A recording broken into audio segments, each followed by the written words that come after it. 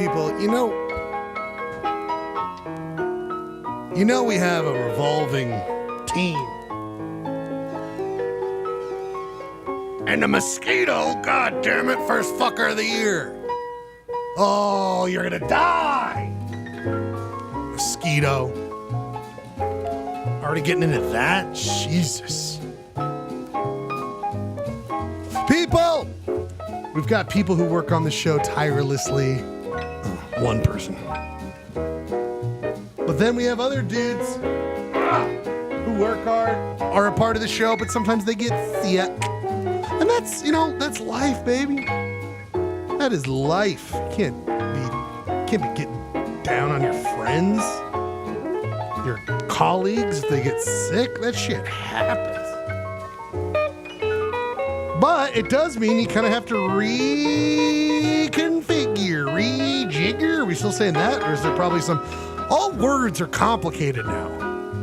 Always. I mean, I want to make sure I'm on the right... I want to say the right things, people. You know what's hard is that my heart is always in the right place and I've got no prejudice, no hatred. But I'm not smart.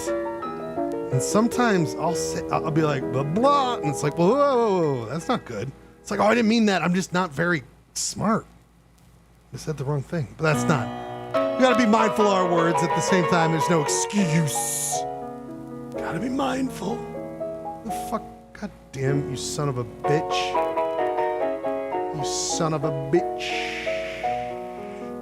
How do I search? Mosquito! Oh, I'm gonna get you, fucker. Yeah. You know what else I'm gonna get is a great time here on Polyester Blend. Might be kind of solo a little bit. Might be a little bit solo for a little bit. That's okay, because people, I love talking to you. I love talking to the internet. Share it on Instagram. Don't forget to follow Polyester Blend on Instagram. People, KTRD, I'm getting a signal. Don't forget we broadcast from... our friends at KTRD are waiting for me to transfer over the signal. So I apologize. This is inside of the shed out there in the West Desert. I apologize, everyone out there. I'm sorry. This is the image of the shed, our broadcasting range out there in the West Des. That's our shed. Here's the side of it. Sorry, everyone out there. I'm just takes a second here to get locked in. But we're ready to go. Polyester Blend will now start its broadcast day. Once I do this thing.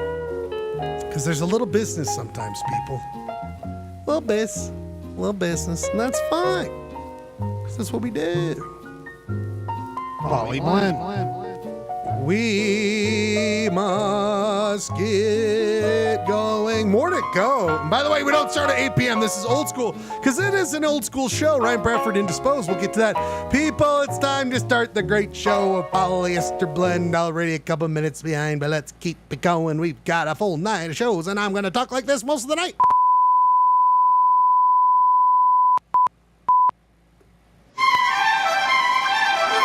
KTRD, home of the Polyester Blend Network, is now on the air. Welcome to another broadcast day.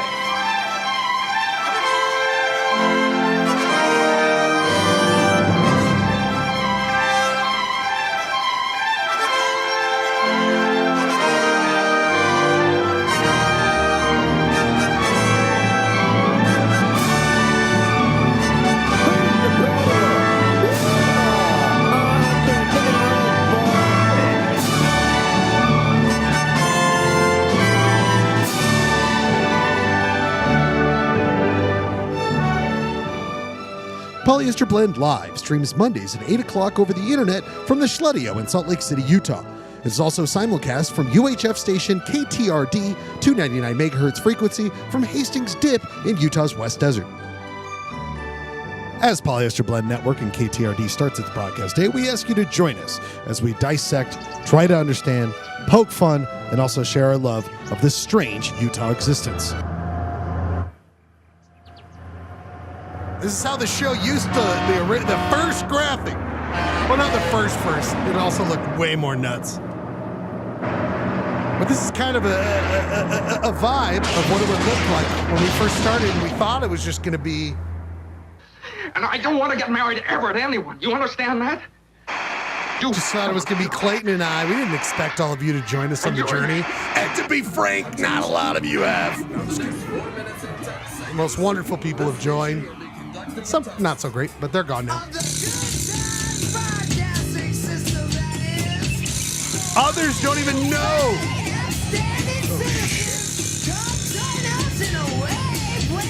Others don't even know what's coming in their future. That there's a show waiting for them that's gonna be here. That's like the best blanket you've ever had. People, they will know it as the name Polyester Blend. Sure. That's right. We are in the Schledio here tonight on the first month, June 2nd. June 2nd, 2025, the first show of Polyester Blend. I mean, you're like an astronaut. You're like an astronaut here tonight. Because no one has ever been a part of the show in June 2025 besides you and me. I found the ball. So it's time. We must do it, people. We must see if I get it in. Are we going to have a great show?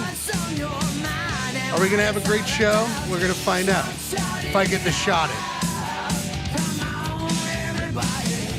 You gotta shout it out.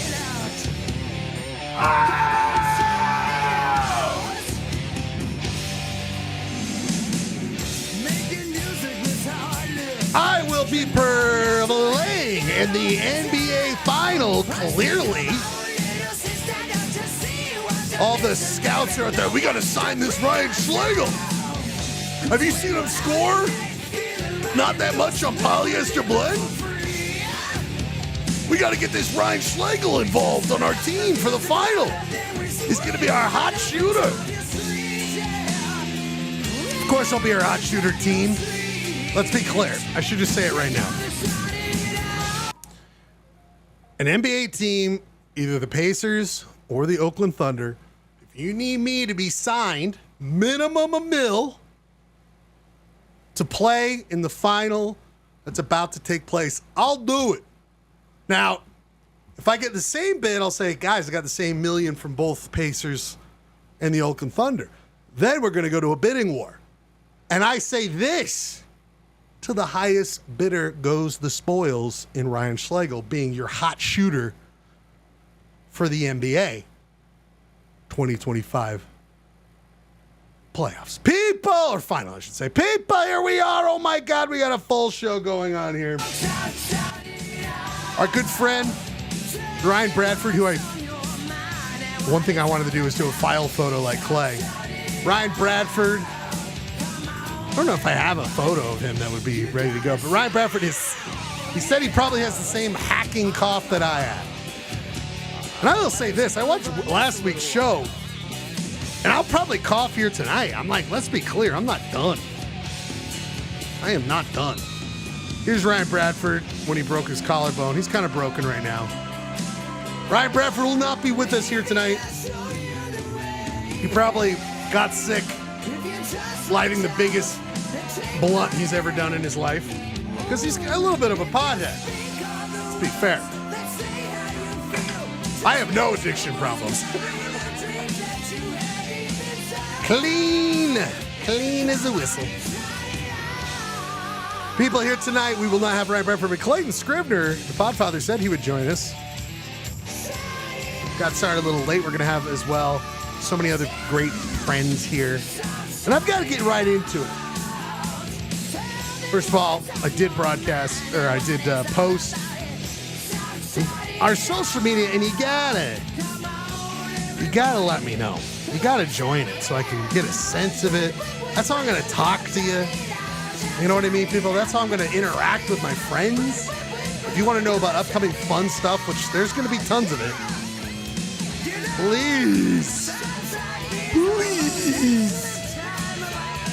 Follow us on Instagram, which I have an image of. There's so many things to look at here, people. I'm basically a hoarder of funny stuff. Funny images, funny videos.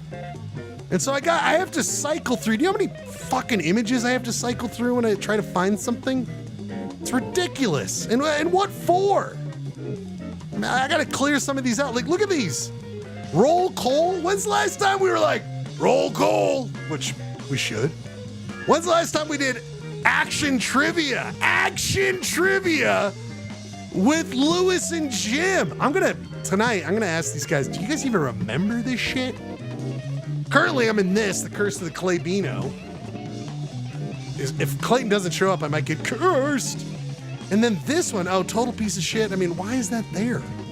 I've got too many. I gotta clear this out. I'm feeling like a hoarder, like I'd be on a comedy horror show. Like this hoarder of so many bits. Frankly, I have to stop. Frankly, I have to stop. But I don't have to stop with this. Let's go right into it. I've got an idea, everybody. I got an idea. I didn't have time to make it fruition here today. But it is the first show of June 22nd. June of 2025. And the reason I bring up June 2025 is I'm thinking that mosquito got me, by the way, live on the fucking air. Oh, fucking mosquito. But I bring up this first show of the month. So in this case, June 2nd, 2025, we do a Polyester Blend time capsule where we submit one line, one want, one ask of our future selves. It could be about you or the show, but like in 1 month, I'm gonna do this. Or in 1 month, I better have blah, blah, blah. And then at the beginning of the next month, so July, the first show in July, we'll open the June time capsule. Because a lot of these time capsules, way too long. Like years, decades to open up these time capsules. I want that gratification. I want that gratification to open up the time capsule every month. So I say to this, we'll start tonight. Think about it. If you're a friend of the show, we are going to enter the June time capsule. We'll open up in July and see where we're at. For me, I've already got one going. I got a couple going. And they're like, Ryan, you should do this. It's kind of an accountability thing, the way I'm looking at it. But you can do it any which way. Like, you could be like some sycophant and be like, did we figure out the world's problems? And then you open it up in July. No. And you do that every month as like some political statement. Did we fix the problems of the world? No. Sadly. But people, June time capsule. Think about that here tonight. First thing I want to start off with this. We had to switch some things up. But I like the segment bullshit. We haven't done it for a minute. Bullshit. And that's just to get before the show gets going. We ask some bullshit. We think about bullshit. And again, I should say, if you want to join me, because clearly I'm just vamping here. No, but I actually kind of like doing the solo thing every once in a while, but I don't know if the crowd does. But I would say, if you want to join me, don't forget you could always join the YouTube chat. If you scroll to the top of the YouTube chat, it has the Zoom link. Feel free to join us. Again, here's our post here tonight on the wonderful Instagrams. But people, go to that YouTube chat and you'll see that the Zoom link is here. So you can join me. You can join me and you can talk. We could vamp together as friends, as pals. I'd love to say hello. I was looking for this. Great job, Ryan. Looks like you set that up wonderfully. Bit hoarder. Yeah, thanks, Rob. Did get in pretty good. We got producer Rob, who's got a segment here tonight he will unveil to the world. This bit is the first time it's been a bit in the making for 100 million years.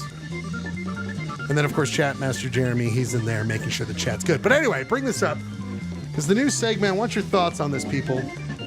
Bullshit topic of the week, and I'll explain what I mean here in a second. When am I working enough or working too hard? Now, Polyester Blend, we should all be clear, is clearly an exercise of it's always too much. Ryan Schlegel, whatever you're doing, it's too much. There's not enough work reward. But I love doing it. As a friend of the show, a friend of mine says, it's a passion project. Stuff your fucking drawers full of cottage cheese, asshole. Passion project. You know what my new passion project? Fucking beating your ass. No. But I'm just saying, I care about this thing. I care about it. I want to do a good job with it. So then begs the question when I'm working on bits, working on scripts and scripts and scripts and scripts of material. We got a lot of fun stuff coming. I'm excited for the next several months of Polyester Blend. But when I'm working on them, it's like, am I doing too much or am I not working enough? Do I need to wake up and be like, that was a great session last night, Ryan, of working on it, but you got to edit it. You got to get right into it. Because as another friend of the show, Pat Munger, has said to me, you got to edit. Of course you do. The whole publishing creativity industry is about work on it, edit it, work on it, edit it. Guess who has never worked that way? Your old boy Schlagus. Oh, finally. So I'm just saying, am I working enough or working too hard? I don't honestly know. And this guy, I know You've been vamping this whole time by yourself? I'm going, baby. I'm going. I'm going. I love Clyde, this. dog, we are going old school tonight. It's the two Husks, the top of the food chain, Clay. The two Husk boys who never go without feeding at the trough. It's your old boy, Ryan Schlegel, and Clayton Scribner here on Polyester Blend. Clay, how are you? Good. Do I need to get my microphone? Do I sound okay? No, your mic's not picked up. You got to do the thing where you switch where the sound input is. So switch it to the I mic. don't actually have to physically go get it. I mean, you sound fine. You just don't sound great. No. And if you have a What mic, else is new? oh, buddy. Clay. No, I'll get in a second. I've been sitting here waiting, making you vamp. No, I love it. I love it. Clay, my thoughts on this. I'm doing the segment bullshit. We bullshit for a second. Clay, Yeah. do you ever feel like you don't know how to distinguish between am I working enough or am I working too hard? Because I feel like there's like this thing of like, I'm not doing enough, or am I doing too much and I'm just not working correctly is maybe the way I should say it. Like you're working. Are you talking about like the work that? Are you talking about working on life, or are you talking about the work you do for a paycheck? In this case, I would say I'm inspired by Polyester Blend. I guess I'm Polyester Blend. But I'll tell you, you are working a lot harder than I am. So, gotta be honest with you. Well, what about What if I was like, I work too hard on this show? what about? That'd be alarming. I guess I should. Like I literally just wouldn't get up 5 feet to get a microphone. Oh, I gotta go get what? And I'm like, oh, I gotta grab it. You're fine. Great point. But what about like, do you feel like you work, but even at work sometimes, don't you feel like when you're like, you crushed it, you did all this great stuff, but sometimes you're like, could I have done more? Should I have been more thoughtful about it? Do you just have the confidence, Clay, that you're like, no, I'm doing it, baby. Fuck off. Like, you know it. Well, what we're doing is basically meaningless, and we'll all be dust sooner or later. Clay, you go you're so far ahead in Polyester Blend Husky. The question, but the answer to that question is, what do you? Knowing that we will all be dust sooner than later, like Joni Ernst said, we're all going to die. Did you follow that in the news? I saw that. That was such a good one. Guys, we're all going to die. We're all going to die. In the news. Thank you. Finally, I learned something from the Trump administration. Hey, guess what? Yeah. Anyway, knowing that, like, the answer to the question lies within that context. Like, what are you doing it for? If you're working hard, but you get some intrinsic like joy out of it, and then the answer is, then it's just you're working just the right amount. You know, you're never working too hard if you're like truly enjoying it. Right, and that's a great question, Clay. That's a great question because I'm happy as a little clam, Clay. Happy as a little clam when I'm coming up with my little characters and my little angles. Yeah. I love it. I love it. But sometimes it's like, I guess it is more work than I guess I'm saying, where it's like, you know, and it depends on the work environment where it's like, are you getting... What's the payoff? You know, what payoff are you looking for? Do you need more than 12 people to really appreciate what you do? I'm sorry, bud. The planet. I don't see our trajectory getting above 12 here. That's exactly true. But it's also like, but it's also like, but it's also wanting people to notice and care. Sure. You want people to be entertained. You're an entertainer at heart, I think. Yeah. And you want more, you want Anyway, the most I amount love of people you already coming on the show and shitting on us getting more than 12 people, by the way. We're not getting more than 12 people. All right. Well, Clay, guess what? You're done. We're done.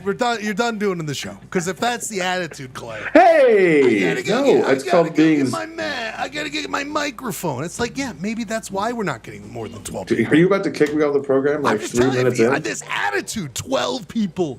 Of course, I'm not the expectation tonight. I don't. Okay. But you went from really appreciating my insight to really hating my insight. Baby, that's how we flip. I'm just going off trends and math and my deep research into our audience. Let's try to get more than 12 people before the end of the night. Clay, we might do that. Okay, yeah, I'm texting some people right now. I'm trying to get us up. Well, by the way, Clay, we are on Polyester Blend live on Instagram where I post every show. You're trying little things here. And first of all, I don't really need people's. I just like. There's good stuff here. I feel like people who we. I think we absolutely deserve more viewers. There's no doubt in my life. Not my life. In my mind, we're entertaining. We'll get to a segment later on that I really have. I'm like already depressed about. Clay, just because you want more people to see it? No. You'll see. You'll see what I'm talking about. Where someone brought up something and I was like, we're in trouble. Clay. Clay, I did this here tonight. I didn't have time for a graphic, but this is a new segment. I want your thoughts on Clay. Maybe we do it, maybe we don't. But I think it'll be great. Clay, I was vamping earlier talking about this. Clay, I want to start doing the monthly PBL time capsule. This is the first episode of June 2025. We've never charted these waters. We're only moving forward in time in the current reality we're in. I'm thinking the first show of the month, Clay, we just have a one-liner, something we all place in a time capsule to see what happens in a month. And that in July, we'll open up the time capsule and see what came true. So let's say like this, Clay. You're like, I want to buy a big old baby bonnet so I can sit on my couch and wear a baby bonnet, Clay. Will that come true? Will it not? It's in the time capsule. We'll find out in a month. Do you see what I'm saying here, Clay? Okay, like short-term time capsule. That's cool. Because here, I was saying this earlier. These time capsules, most people aren't going to be alive to see them, Clay. I want to see I want the reward. I want the juice. Short-term time capsule. So Polyester Blend's short-term time capsule. Yeah, I like that. It's like you just have to not open it for a week.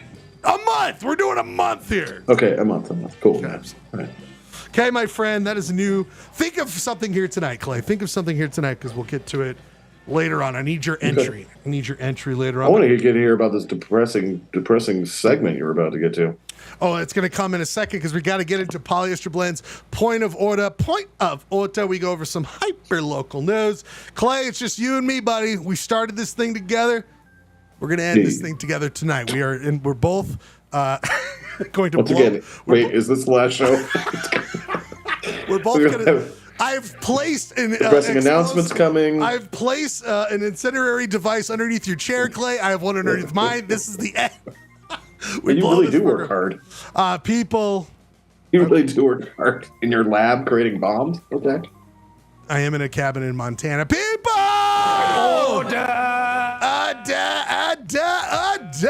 Let us go over some hyper-local news, Clay. In this case, not just hyper-local news. I'm trying to expand Point of Order to be all sorts of things that we want to talk about from the week up. But we must discuss this first, Clay.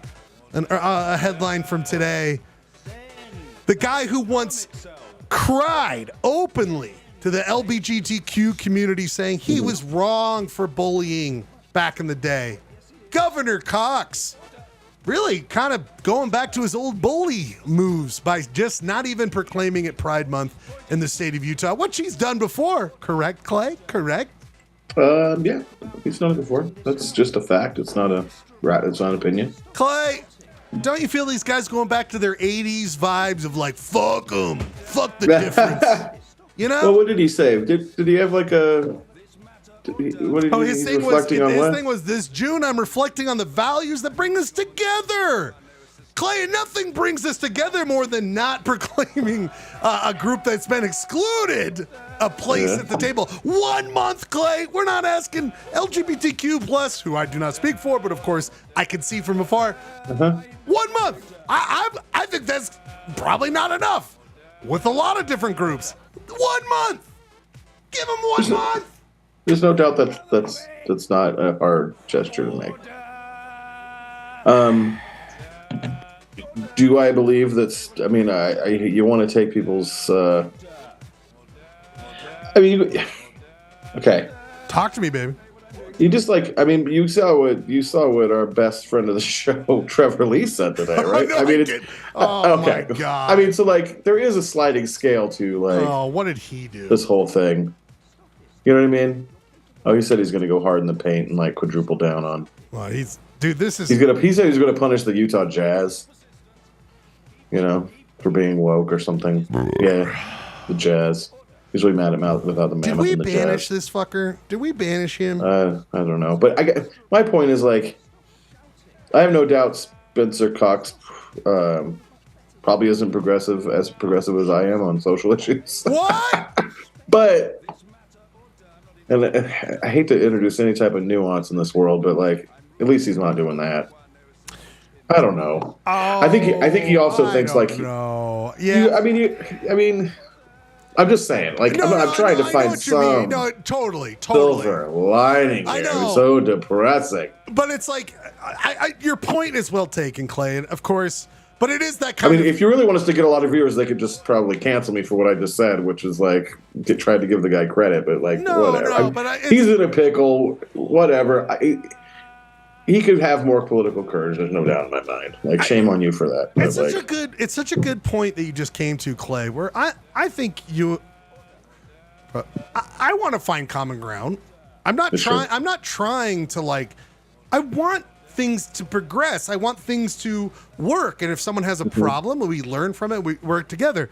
My problem is that sometimes it feels like, Clay, and in that example of what Cox came out today and did, and what Lee did today, is someone came out and like stabbed your hand, and then Lee came out and said and shot someone in the heart, and we have to go, well, clearly I'd like the stabbing more than the shooting. You know, like, where it's like they're both, but at the same time, Clay. But in this day and age, and like in like the way our political dialogue is, like I'm trying to, how do I say this? Like, I want to like give, like I said, I want to give people the benefit of the doubt that he's like, that it's it's his political reality, whatever. I think he probably feels more, but also like, I don't want to just like say everything's evil. Like, absolutely. No. And Clay, let's be clear. I mean, we haven't talked about this, Clay. And side note, where are you at? Or like everything is equally evil. No, well, I guess it's that point. Like, where we haven't talked about this, Clay, and sorry to... Is Spencer Cox saying we need to shut down Pride Fest? No. And does he deserve praise for that? Not really, but like... Sorry, could it get worse? It could get worse. Let me go on a tangent here, Clay. I don't know, whatever this is. I'm just trying to find an image here. Clay, where were you at, my friend, with this Jake Tapper whatever book about the Biden... decline? Well, I wasn't at Borders Books or whatever bookstores are left on the... I haven't read it. I haven't read it, of course, either, but I have listened to Tapper on Fresh Air and a couple other ones. I don't know how to read, but I'm going to listen to Tapper talk about it. Sure. Isn't this kind of obvious? And it's one of those things where, like, I'm absolutely willing to give the conservative media credit for pointing out something that I think maybe we were all not behind. I don't think we were not behind it. We were just stuck with like people in the heart of the Democratic Party keeping Biden alive. But I don't for 1 second don't think that Joe Biden wasn't going through cognitive issues. I don't, and maybe well, hold on. He was, and he didn't run for president. He didn't end up running for president. But it took a long time for him to get out. Yeah, no. Did it take too much time? Yes. Should he have stuck with Should he have stuck with it one term, as he said when he first ran? Amen, Clay. Points. Because that's what I thought we were all doing. Anyway, Clay, I just feel like here's a moment to I don't want to just bury my head in the sand in the Democratic. I actually have a thing later on this. Towing the line. But what I want is party politics is pretty rough. But it's also we're always I'm going to say this. We're kind of always the ones putting the hand out. I'm not getting a lot of hands from Republicans. So what point do you go, fuck off? You know what? We have given you that. You gaslight me the whole fucking time. Fuck off. Sure. I want to find a middle ground and find that kind of area where we could maybe come to terms. Well, what good is saying fuck off? I don't know. Clay, point of order. I love going to this rabbit hole. I will just say. At a certain point. Oh, Jeremy, Here he comes. Being a bully, you gotta. I don't know what good it does, but what good does not saying fuck off? That also doesn't do any good. I guess I don't know whether you jumped in, but are there nuanced levels of fuck off? There's always nuance, right? We're also guys. We when I feel like people we respect politically would go off to Spain to fight the fucking fascists. Hey, I also hate to be giving Spencer Cox credit for not saying smash Pride Fest. That's where we are. It just feels like we're not saying you have to. He should be there. That's it. You represent the people. It's just people celebrating celebrating good things. I'm going to tell you right. I'm going to tell you right now. I'm going to tell you right now, Cox. You don't need to kiss anyone you don't want to kiss. If you're worried about that, if you want to, feel free. This is an open environment. But if you're just worried that you're a little too, you're okay, bud. No one's going to come up to you and do anything. This is a safe environment. And this is a community that takes care of itself in a lot of ways, too, if someone's being out of control. So, anyway, fucking Kai. I'm just disappointed. Disappointed, Clay. I'm pretty stoked on some, I'm stoked to see. It's going to be a massive party. It's going to be a huge, great Pride. It's going to be great. It's going to be it's absolutely awesome. You know what day it is this year? There's a Pride this weekend? So Pride Festival starts Friday, Saturday, and Sunday. Parade on Sunday. Sunday's the parade? It had to move to the technically first full weekend of June, because it's one of those weird months where the first day of June is on a Sunday. So you have to move to the full weekend. So next weekend, everybody, downtown Salt Lake City, there's going to be this weekend. This weekend is the Pride Center's Pride. Now, if people want to see alternate activities, there's going to be plenty of them around the city. So keep your eyes on that. Clay. But the big parade is the 15th, you're saying? The whatever this next Sunday is. So that is the 8th. Okay. The biggest parade in Utah is the 8th. Is that bigger than? No, it's not bigger than the past couple of years, it's been bigger than Days of 47. I know a guy who might know this stuff. I don't know. I'm not going to talk about him, but they might be able to. Are you counting entrance or are you counting audience? I'm talking about. That's a great question. Audience versus. I would say that the 24th of July has way more floats, but I don't know, Clay. I feel like the 24th. But anyway, Clay, I just continue to be blown away by weird stuff that pops up, and I can't believe it, Clay. Are you familiar with this, Clay? Studio C, Clay? Studio C? I believe that is the comedy show based out of the Brigham to the Young to the University. You are absolutely right, Clay. Look at this production value. Lights, sets, perfect lighting, wigs, outfits. But here's what really was God damn, these motherfuckers. Look who they got for a full show. Wow. Everyone has memorized an off-book and has seen the sketch except Will Forte, who is going to just find his way through it. Wow. Let's be clear. I love me some Will Forte.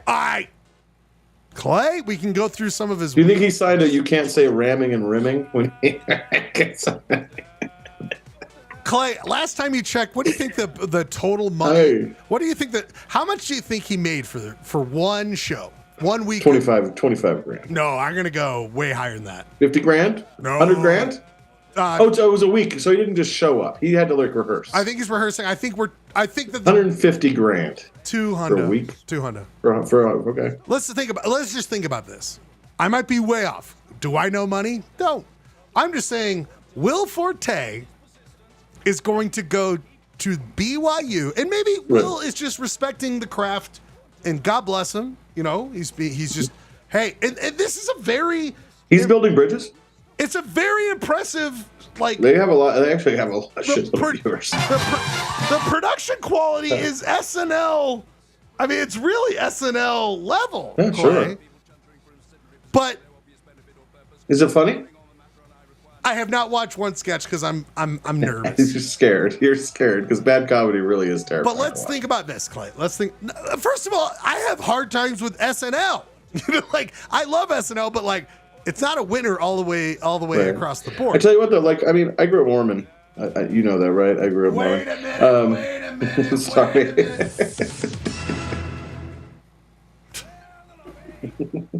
I don't talk about it much on the show. Oh, never. That's why I had such a nuanced take on Spencer Cox. You know. I love Utah. Still got that priesthood coursing through my blood. Because I have never been excommunicated, if that's too much information. I've never been a part of anything besides Polyester Blend that would excommunicate me, so go ahead. Are you going to excommunicate also, me? Let's be clear, Clay. Diversity. Yeah, diversity. Yeah. Go ahead, Clay. Probably not. Well, no, there was a guy in Studio C that came out and he had to leave the show. Clay, next season is just white dudes. All next season. Is it weird that like some of them look like actual SNL actors right now on cast? Reveal. You know what we should add? Okay, here's what we're gonna do. Some guy he's not here, Clay. I wanted to make a thing for him, like I did with. I'll tell you later. But Ryan Bradford's not here. Maybe while Ryan's sick, we ask him to give his review. Oh, this will be great. Ryan's review of Will Forte's show on. You should watch the whole thing. But I was gonna say real quick, like performance and road shows and acting and music and those kind of the performing arts was a huge part of that culture growing up. I mean, it was like it's impressive as all hell. We would do it all the time. You like your ward, your congregation, which is just like 50, 75 families would twice a year come up with a performing arts production. You had like volunteer parents doing like plays and stuff. It was big. It was a big part of the culture. I don't know what it's like now, but boy, it really was growing up. Clay, can I throw something I've always thought about that part of the LDS church? What's that? Love that they respect the arts, right? I want any church to respect arts because arts makes you think about different kinds of life, and we both got a humanitarian. We both got a degree in the humanities. My thing, you're getting there. My thing, Clay. Yes. Doesn't it create a place for maybe those who aren't allowed to be their selves to live and exist? Sure. Speaking of Pride Month. Sure. I believe there's a guy on Studio C that came out just the past couple of years. Anyway, here's what I'm thinking, Clay. We're going to do Ryan Bradford's review of Studio C, but with slices of pizza as the review. The reason I say that, Clay, he needs to do Pizza Talk. So I think he should finagle his review of Studio C into Pizza Talk, and every segment he gives a slice of pizza review. So Ryan Bradford. And by the way, when you guys are sick, you know that it's your duty to watch the show and comment it next week, right, Clay? I mean, you can't. I would think so. Like you can't even open your eyes and watch the show. Come on, stop being a baby. Clay, you know what I was a baby for? Because I've just got to jump in. I've been imagining this scenario, which is church leader calling the other church leaders, "Hey, guys, is it true we never excommunicated Scrivener?" Clay, I've been waiting. Clay, should we put the death nail in it? Should we try to get you excommunicated? Someone calls it in. Well, like Clay, Another new segment. Get Clayton next. Clay, There's this guy bragging on this internet show that he's never been excommunicated. but that he believes no one over 12. But he people did stick will. up a little bit for Spencer Cox in a weird way. That probably was really weird. Clay, question for you: would you Yeah. be? I know your new philosophy is a total atheist and anarchist. You just everything will turn into dust. Do you? If they were to excommunicate you, would you be happy, sad? What would your emotions be there? Or do you just really don't give a shit? I thought. I mean, honestly, I would focus more on the cause, which someone literally would have to care enough to call it in. There would have to be like some type of process. Ring. We got Clay. Yeah, quick. Cut out There would Clay. have to, like, someone in that building downtown that is vaguely shaped like a penis would have to, like, pull some paperwork, like send a fax. Like, there would have to be stuff. Before, I know it's true. Clay, think about this next week. It really should be, a part of, I feel like, some sort of segment. We used to do Clayton Insight. What's your thoughts? An essay on leaving the church. Jeremy, I have a question for you as a man who does By production. the way, I would only say that kind of stuff about that building because it's a secular business building, not a place of worship. Please don't excommunicate me. God bless. They don't do. What's that? They don't do that. They don't have a Catholic thing. They don't have a. The only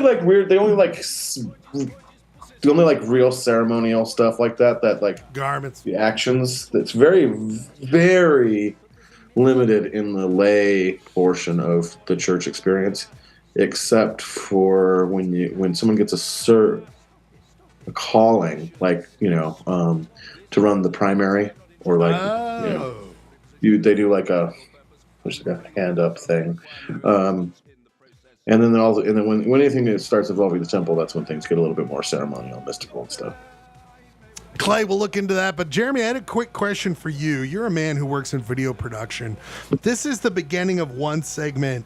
I mean, just the cost, you think, Jeremy, or is this low? It seems a little high grade. I mean, there's a lot of elements here. If you were to do this kind of shoot, Jeremy, I mean, this isn't nothing, right? This isn't nothing. No, I mean, especially when you think about, what is it, a half-hour show, an hour-long show? How long? I think it's an hour long, but 2 camera setup right here. Yeah, and I mean, they're shooting, so it's not like a live studio audience thing. They're shooting on location. I'm sure they're shooting on campus, but they do have like a prop ambulance vehicle. But like, it's not just like cardboard cutouts and shit. Like, this is looks pretty high production value to me in terms of Jeremy, think about this. How long until we get a Studio C? Is Will Forte being brought in to open the bridge to a Studio C performer making it on SNL? Like, is that the next move? I want to know if the sequel to MacGruber will be produced by BYU TV. You know what? Was there a story of how he ended up? Like, does he know a guy who's on it, or did they just offer him a shit ton of money? Like, does anyone know the backstory? I have no idea. I'm going to do this. We love action. We love action here. Clay, you know what I'm about to say. How long? 2 years over under until a Studio C member is a part of SNL? Or is Lauren going to die so we don't have to worry about it? Maybe we don't even have to worry about it because it's going to be changed so much. I don't know. But I'm just going to predict it here. Their goal is to get a Studio C member on. And I'm not saying they're not deserving. They seem like great performers. I have no idea. I've not read it. I don't know. It's just we grew up as BYU anything is going to make me go. It's gonna suck. Wave off. You know what I mean? Don't land here. You know what I wanted to land, Clay, before we get done with, we have a lot of other things to get to here tonight. Clay, before we land, did you see over Memorial Day, the Utah Raptors State Park opens up, Clay? It's like located in southeastern Utah? And where specifically? So it's north of Moab. It's on your way down off the 70 whatever. But it is our the latest Utah State Park to be added to the repertoire. What was it prior? It was just, I think it was just BLM because it had dinosaur footprints, and let's not forget it had a remnants of a Japanese internment camp from World War II. So I'm very happy that they included information about that, right, Clay? Of like, hey, don't forget we've done this multiple times in Utah where we pick American citizens and put them in internment camps. It might happen in the future again. And but I will just say that I'm happy about this. But the Utah Raptor, all this stuff. Clay, your thoughts on Utah State Parks, all this stuff? I mean, cool. Is it they're protecting land to preserve heritage? Yes, thank you. Good job, Spencer Cox. You get 2 Milk Toast awards from me today. Your thoughts, Jeremy? Chatmaster Jeremy? Yeah, seems like a solid idea. I want this hat. About it beyond it. Go ahead. No, I was just saying I have nothing. All I was saying was I had nothing to say about it. Here's what I have to say. I'm so fucking jealous of this piece of shit who does not represent or care about. Look at this fucking cool hat. I want that hat. I want that hat. Is that Mike Lee? No. They're starting to morph. This is him smiling over being him seeing the just the Utah flag. I think Mike Lee's on Ozempic, so he's starting to look coxy because they're both bald. Don't get me started and all that drug shit where it's like, come on, Musk, just don't join in. I'm gonna save this till next time. Very fun story that I want to save till next time. But guys, before we end Polyester Blend, Clay, I said this earlier. Clay, what are your thoughts on WTF with Mark Maron? I thought you were pulling up an old clip of the show. I will in a second, but I've always liked when I've heard clips. Was it something you listen to regularly or anything? Oh no, absolutely not. Okay. No. Jeremy, thoughts on WTF?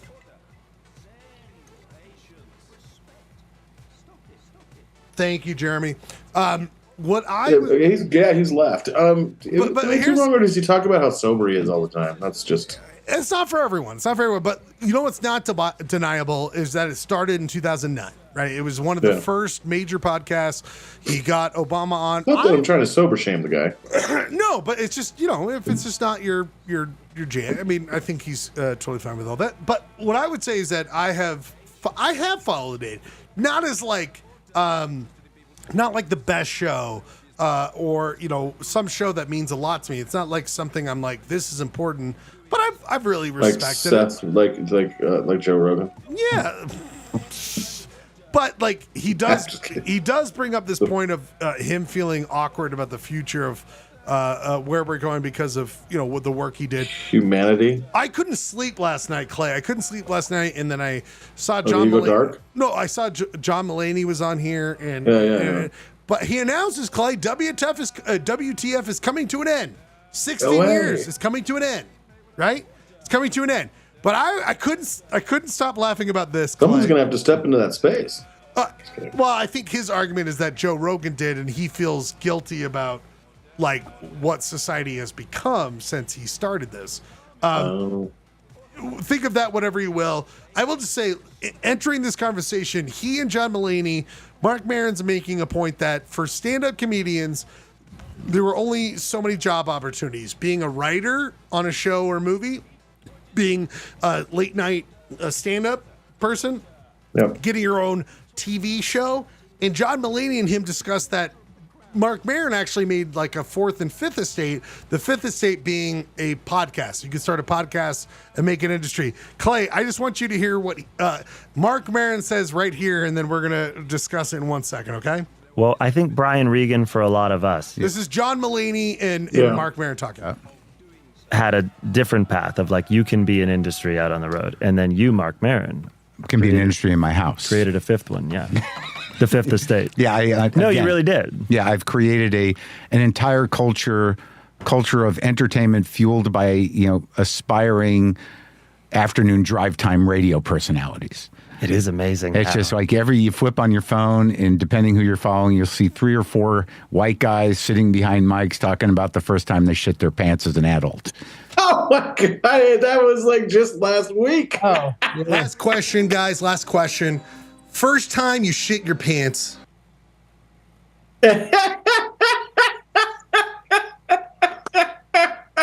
Is this what made you sad? Is this what made you sad?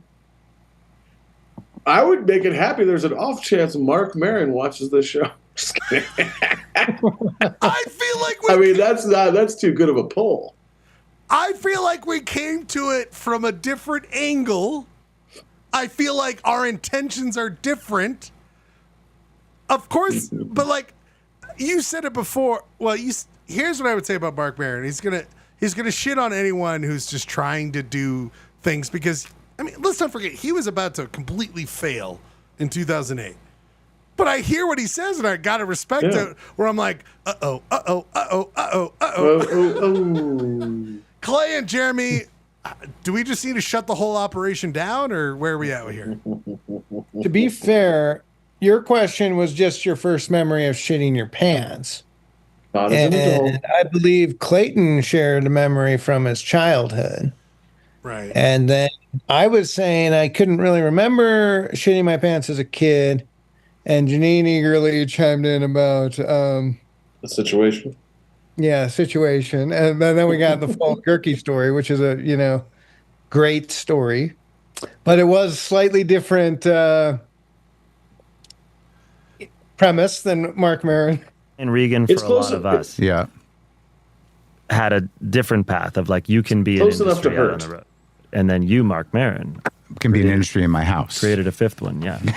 The fifth estate. Yeah. No, you again, really did. Yeah, I've created an entire culture of entertainment fueled by, aspiring afternoon drive time radio personalities. It is amazing. It's just like you flip on your phone, and depending who you're following, you'll see 3 or 4 white guys sitting behind mics talking about the first time they shit their pants as an adult. No, it wasn't adults. I mean, I think to his point, and why I think, Clay, we go back to that 12-person thing. And this is a new segment with Polyester Blend grappling with their existence on the planet. Yeah. Well, I was just going to say, I've always felt like we've never clearly, we don't thrust this down anyone's. Come and join if you want to join. If you don't want to join, that's fine. We don't pay for we've never been like I want to make sure we get to people who I think can work with us and enjoy us. But we've never been what I think he's referring to, which is like, I got to do a show to make money this week with shitting your pants. We came to that randomly, again, thinking of memories, which we're going to get to here tonight, Clay, which is like, just happened to be that. But it didn't feel great. Didn't feel great when I heard that. I mean, my thing, Clay, is like, anyone who's ever talked to me about Polyester Blend found it on their own. And the only time I did advertising was the State of the City. Yeah, that was awesome. We didn't really get a State of the City like, bump, though, did we? As white guys, I don't feel like we're trying to be forceful I was about to say shit our pants. No, I was going to say shove it, down someone's throat. That's why I felt it was gross. Sure. I don't know, Clay. What are your thoughts? I just feel like this is a different thing than, I mean, we're doing a lot. Like, we're not just like 4 guys around a podcast, mics talking about that thing. It's like, here's one bit, so yes, there's everyone around mics, but we move to one bit to another bit to another bit. Like, we're a TV show. I felt like we've always been a TV show, but anyway, I don't know. What do you think? Yeah. I mean, we do have more of that. Yeah, we have more of that kind of production, and I think you give yourself credit for that. That's all you. Like, you know what I mean? I've tried to make it more dynamic than just like 4 Zoom screens. Talking about like. Well, I would love for you guys to be in the space here, but it's like, I don't feel like our show suffer. Like, I feel like we're benefit from you guys able to join in like there's certain audio things, but like we still communicate correctly. But like a lot of what we do is a visual show. Hence what I'm about to do, Clay, which I'm going to save some point of orders, Clay. I'm going to save some point of, because, you know what? I'm going to do two because, well, first of all, this one clearly was a bad choice. Clay. What's that? Am I wrong to hate? I love Pink Floyd. You're gonna say you hate this footage? No, I love Pink Floyd. I'm not going to apologize. Oh yeah. Oh no, you gotta love Pink Floyd. This particular moment in rock history is pretty slaps pretty hard. Because it's like way before they changed their whole thing, but there's this moment in Echoes where it's like, come on! Yeah. And the guitar solos, the shreds. I don't need the guitar solo, but I need. I mean, that. you gotta appreciate the shred that's happening there, though. It's pretty early for that kind of shredding. Anyway, real quick, Pink Floyd, where are you at with them, Clay? I mean, they're one of the best to do it. What else is there to say? Jeremy? I'm kind of a Sid Barrett era guy myself. Of course you are. You could probably predict. That's the most predictable Jeremy thing you could say, but that's the truth. So I'm like a strawberry blue blah boozing blue blah. Like, nah, thanks, man. I'm good. I like real Pink Floyd, the real shit. This is. I'm like weird '90s Division Bell era Pink Floyd. All right, you're a sick fuck too. I got Jeremy on one side. I was just thinking about how I could take the worst different take. Wait a minute. Could you imagine? I'd give it to you if I could, but I borrowed it. With my Eskimo chains and weird moccasins. I hate it so much. Clay. Jeremy, this is Jeremy. R.I.P. Sid Barrett. Sid Barrett, R.I.P. God bless. Jeremy, this is for you, of course. Clay, I want you to chime in on this. Fucking James Cameron. Jeremy, real quick before I go into this, this is about we just touched on Pink Floyd and we're gone now? Yeah, we're done with Pink Floyd. We're moving on. Okay. Because this is kind of like a quick thing because I got to get to the music break and then we come back with other stuff. I put my pick in the chat, by the way. That's going to be yours, and then we'll talk about that in a second. Jeremy, James Cameron. I mean, clearly amazing. Just your quick thoughts before I play a couple seconds of this. I've got mixed feelings about James Cameron. Very talented director. Also, kind of an asshole. Absolutely. I disagree with a lot of his shit that I could go into great detail if I wanted Pat Munger to do an impersonation of me. Completely lost to us. Completely lost to us. Here's what I would say about James Cameron, and this is what I want your thoughts on this, Jeremy. So here he is being interviewed about the Ocean Gate sub that happened 2 years ago. There's a new thing on Max, or it's going to be HBO. Is he doing Max, a movie about it or something? Well, no. So, like, James Cameron, he came out with movies like, you remember Titanic, but there were him. I do. There were him and Paxton going down in subs, and it turns out Cameron became a certified submarine maker and diver, and he's a part of the sub community, which Clay is not that big. It's not that big. Sure. So he's chiming in about the incident that happened 2 years ago with the Ocean Gate and the carbon fiber and all that stuff. Like, he literally went on 60 Minutes just to talk about this Ocean is 60 Gate? Minutes Australia, by the way. This is 60 Minutes Australia. The thing I bring up and why I wanted to talk about this, Jeremy, really quick, is that, like, what do I do with the feeling that James Cameron made Terminator, Aliens, Terminator 2, True Lies? That's about where I check out.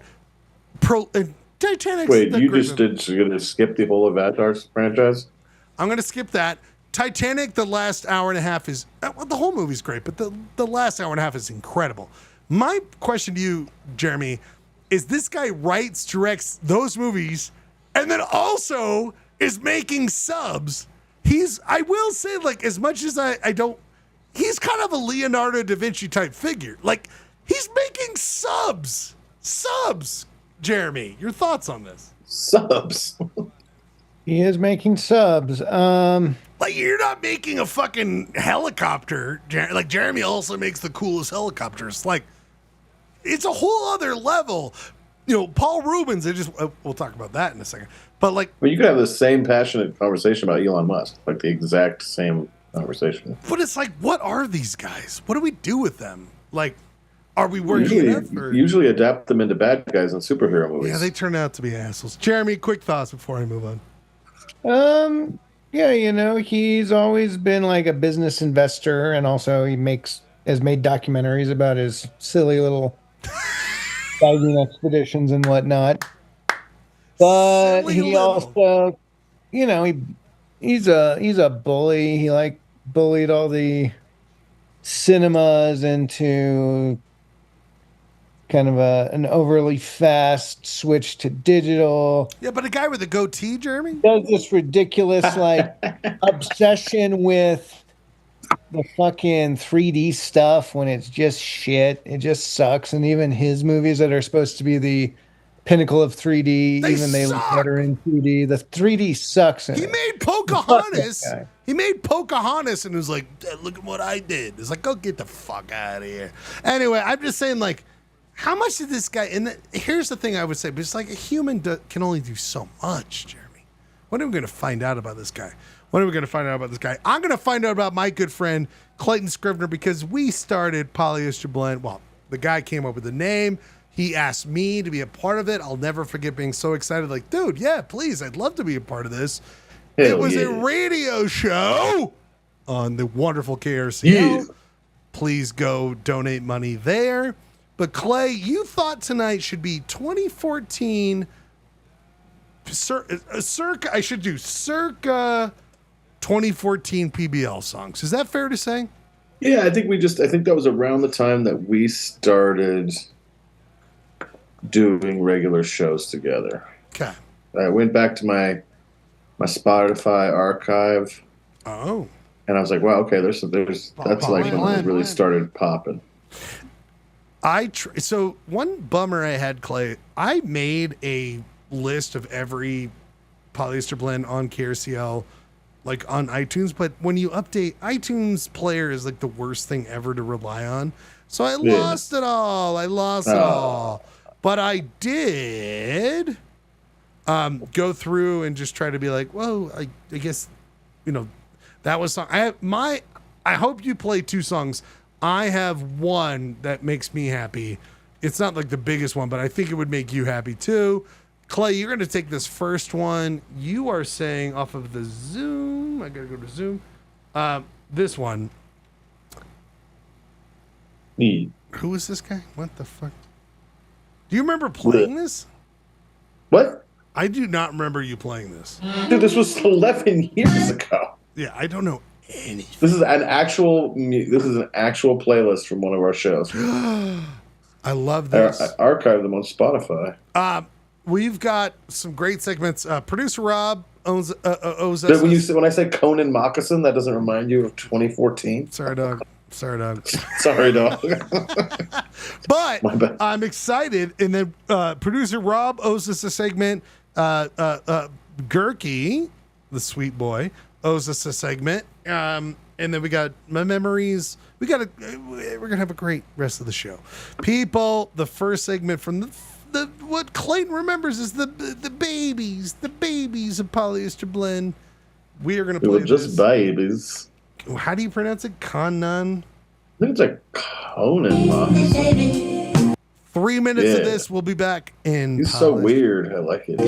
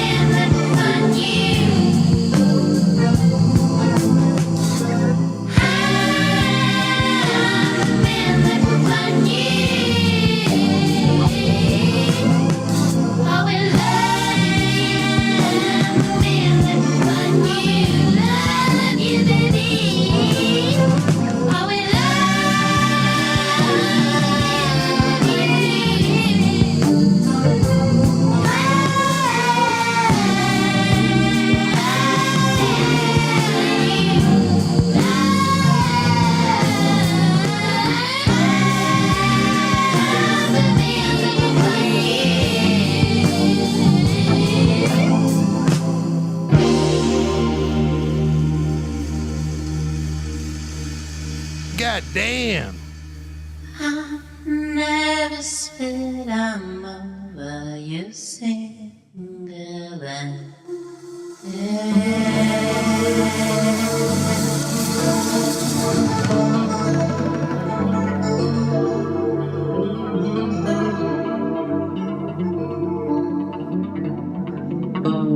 Clay, I have no memory of that, but that sounds real good. I love it. I love it. I love it. I don't want that. People, Polyester Blend, we're here for more fun and merriment for the next hour or so.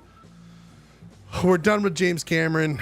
We don't need that business. There's going to be more. Oh, I forgot to do this. Oh, I feel like a dummy. This is what I wanted to end with. Clay, point of order. I forgot to add. Salt Lake City honors Bagley with his own full day. Clay. Oh, do you need to plug in your microphone? What's that? Do you need to plug in your microphone? I was just going to say the Bagley day of Pat Bagley. Yeah, sorry, I was fetching my microphone.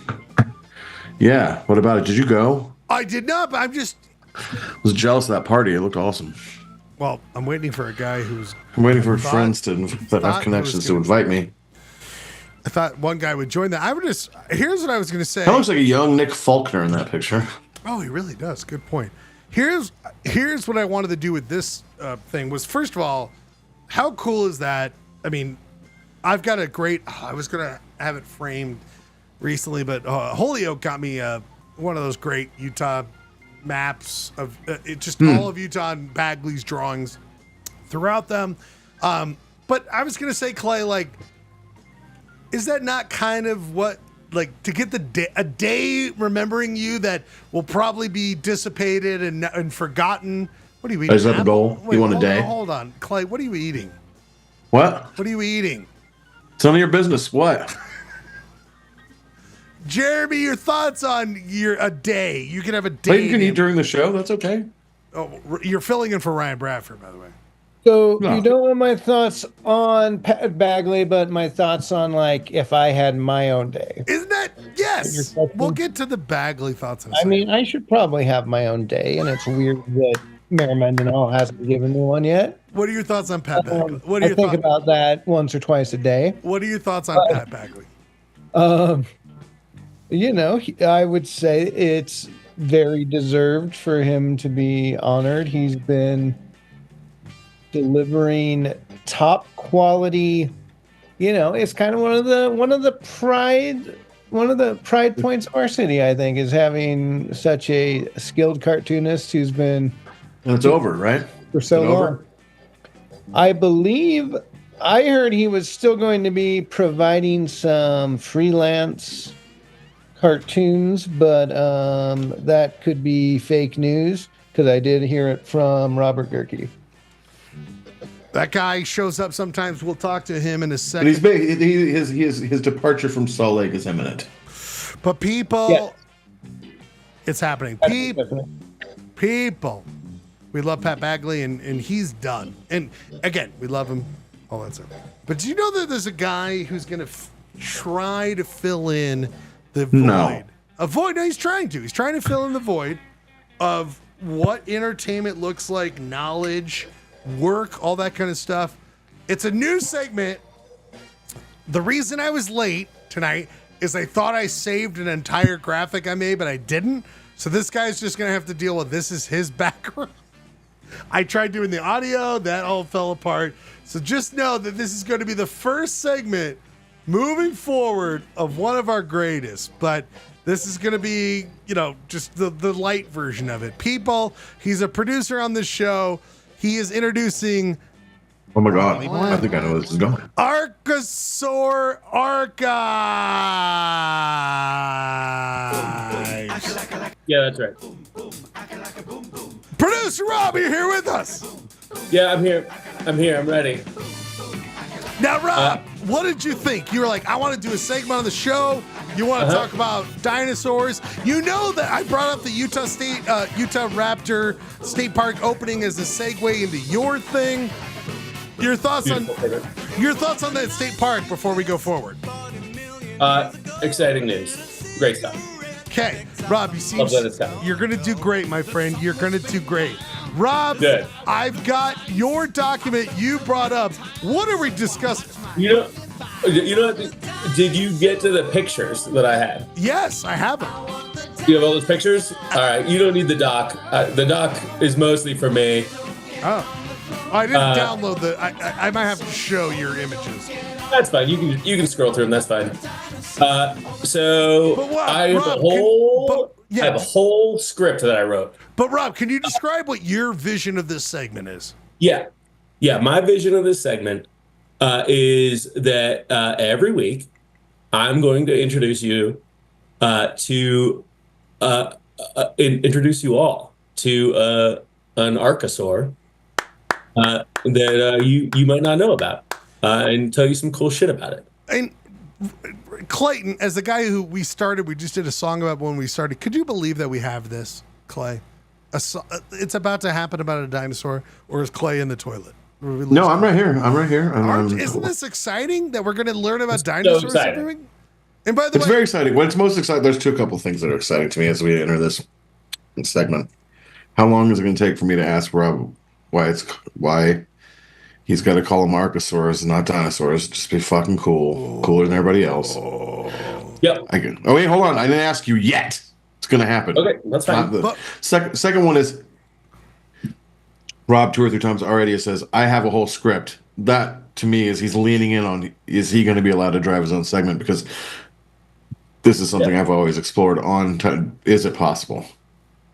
Well, we'll see. It's very the side eye. I don't expect that I'm going to have a lot of opportunities to not get interrupted. Also, Clay, if I've ever seen a script that you've written, I can't wait to see it. Rob has one script and you have 0. So I'm gonna let Rob drive. All right. Jeremy, look. what do you know about dinosaurs, Jeremy? Before Rob just goes, what do you know about dinosaurs, Jeremy? Oh, I know about the Stegosaurus and the Tyrannosaurus Rex and the pterodactyl. That's why we have them. Producer Rob, Great stuff. This is your segment. You tell me when you need to jump in. Go. Well, I'm just gonna read my introduction script here. Okay. So, just to preface, this might be a bit of a weird one. Okay. Hi, and welcome to Archosaur Archives, a segment where I pull a random archosaur out of a hat and introduce it to you, award points for your engagement, and then ask you to rate it on the classic scale of 5 minutes to the rest of your life. Please feel free to interrupt me. Points will be awarded for high-quality puns on relevant vocabulary words. If you want to try to guess some of the facts in my notes about this animal before I read them, and or anything else I like. Schlegel, can we put everyone's names up on the screen so we can keep track of their point totals? Yes. That will take me a segment. To be fair, Rob, I didn't read any of this, so now I'm learning about it. That's fine. But you need me, Rob. You need me, Jeremy, and Clayton, right? That's it. There's just the 3 of you. Okay, got it. No problem. Good. That was my whole introduction script. I love it. What do you need next, my friend? Well, you can just keep it right there on that first image there. That's great. Okay. This week we're doing Circosaurus. Circosaurus roughly means parrot lizard.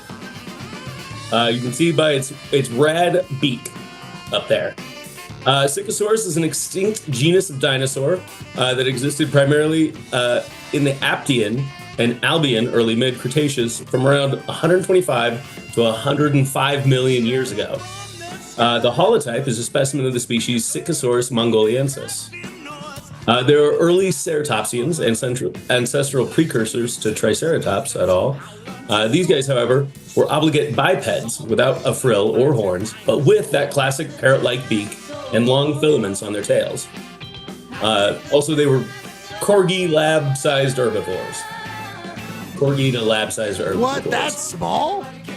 Yeah, they're little guys. What the? Okay. I believe this particular girl's name is Eileen. She absolutely tries to be a good listener, but you better be interesting and talk fast because she has shit to do. But Clay, you're already out of the race if that's the case, right, Clay? You don't know anything. I got nothing, but I'm ready to start ranking shit. Great. Fun fact. In papers published in 2021 and 2022, researchers studying skin impressions left it in the exceptional specimen SMF R4970 believe they have identified both a cloaca and an umbilicus on this dinosaur. Both are first of their kind for any extinct dinosaur. Schlegel, you can scroll down a little bit. Yeah, okay.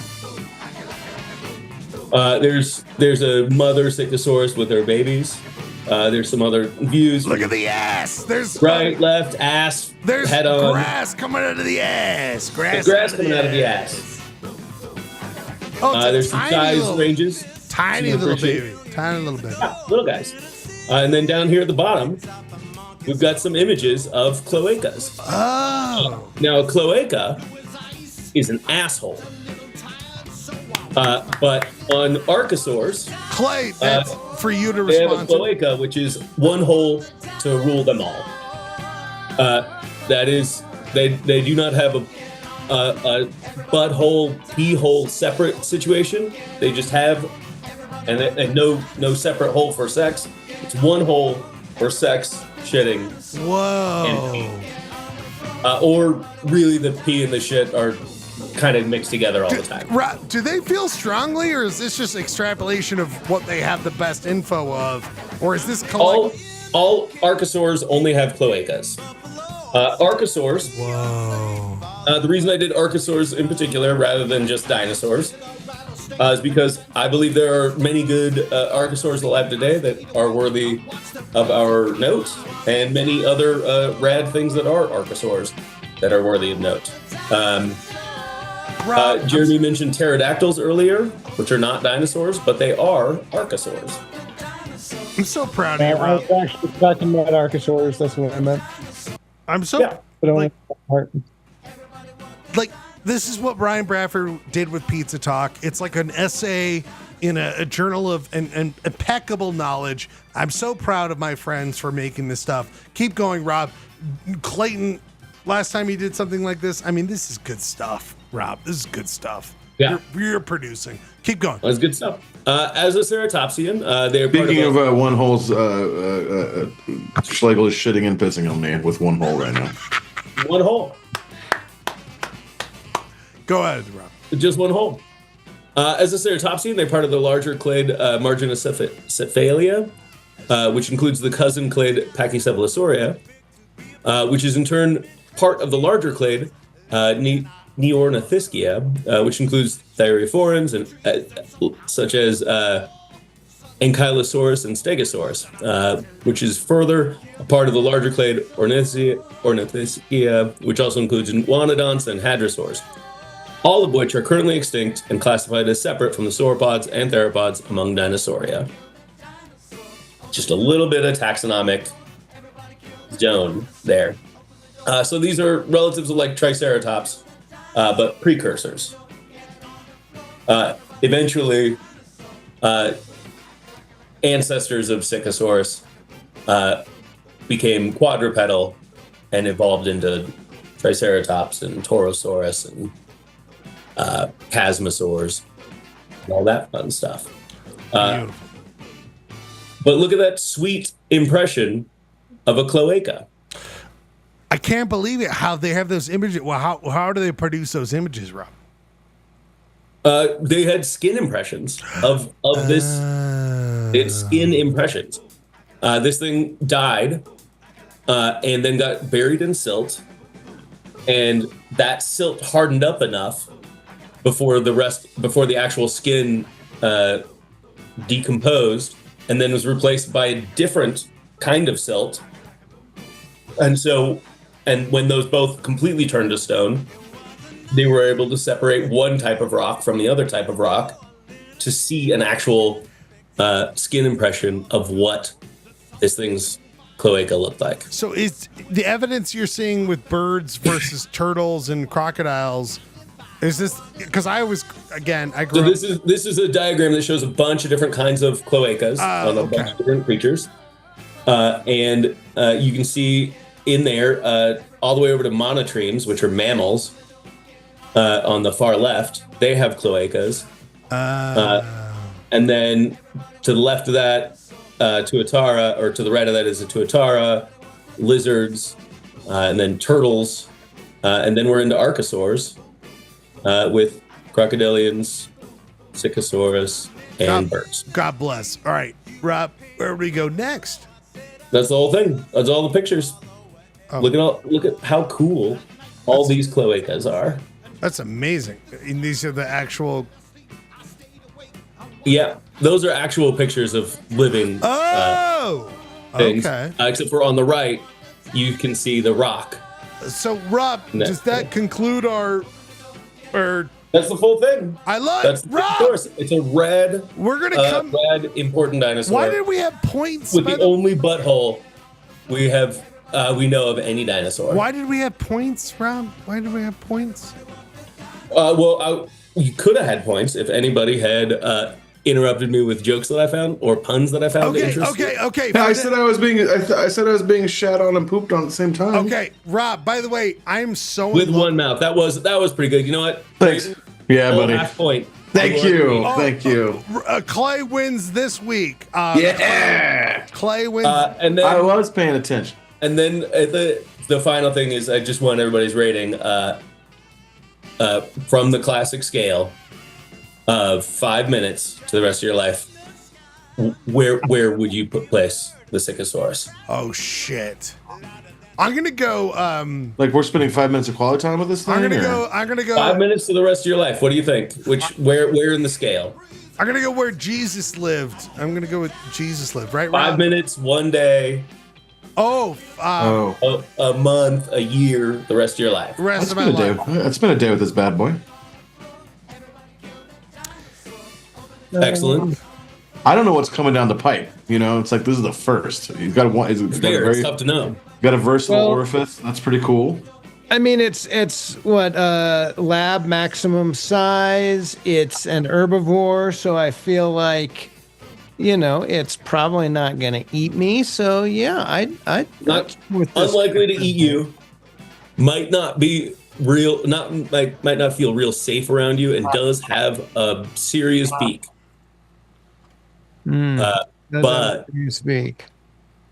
But maybe they'd be friendly. I'm sorry, I'm sorry you covered this already, but what does it eat? Plants. So probably a browser. We're certainly a browser, actually. If I'm chilling with it for a whole day, I feel like it would. If it's 5 minutes, it might just be like, fuck you, dude. But a whole day, I feel like it would either be like, all right, this guy's not too bad, or we just have to come to blows. Well, I'm going to say this really quickly. Rob, Clayton won today. He got the 0.5. Rob, how many Archosaur are there? Like, how many Utah City's quiz, we have 329. How many living beings do we have for this? For Archosaurs? Yes. Many hundreds. Okay, so Rob, here's what I'm going to say. Next week, please, the images work perfect. I think just keep doing this, Rob. Keep doing this, right, Gehrke? Don't you love this? Yeah, I think I've already named him. I think I'm going to spend a lifetime with him. All right, people. Wait, what did you name it, Gehrke?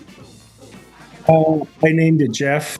Jeff, that's a good name for a second. Rob, work on that, and we're going to move to the next segment. I can't wait for the next one. Rob, I need this next week, or please, every week, can we do this? Because I want to learn about the dinosaurs, and then I also want this guy to rebuttal, because I don't think he gets enough time to have his moment in rebuttal.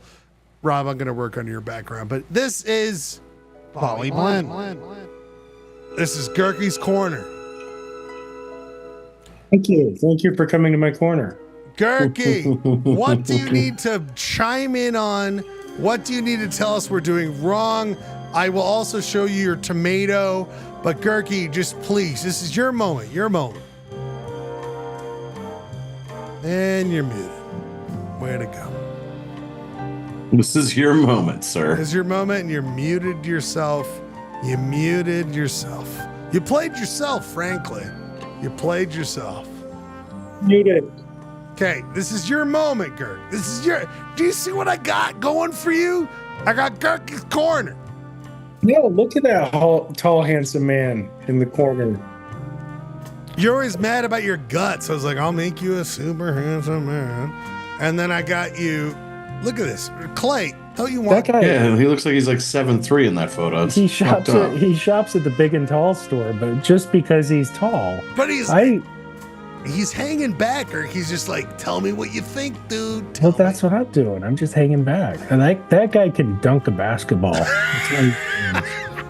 Listen, I made your dream self, and I can't wait to dream about what you have to say. This is Gehrke's Corner. It's abstract. It's brutalist. You're in a corner, clearly in a play, right, Clay? He's like in a corner that's in a play. It's 50s. I've got you covered if you want to look at a website. I thought when that tall drink of water walked into my office that she had legs that went on for days. Almost as long as mine. Half as long as mine. But anyway. And if I could find a hat small enough to actually fit my head. It looks like a birthday party hat. Oh my God, there was a girl on my, a lady on my work trip this weekend whose name was Trilby, by the way. Oh. Clay, that's the beginning of a movie, yeah. I saw Trilby from across the room. Couldn't wait to meet her name. But I've been waiting. She knew I was really good at wearing them during the pandemic. And I really said like, hello. I know that I've got a little elastic around my chin. It's gonna wait for you. You got a little propeller you can stick on it and fly away. Schlegs, I don't really have much. If you want to talk about my tomatoes, we can talk about my tomatoes. Sorry, Gehrke. So Gehrke's Corner will always be a place that you can be like, I've got something for you. I went to the Ryan Adams concert last night. Some free tickets landed in my lap. Was that like a condition of a prison sentence?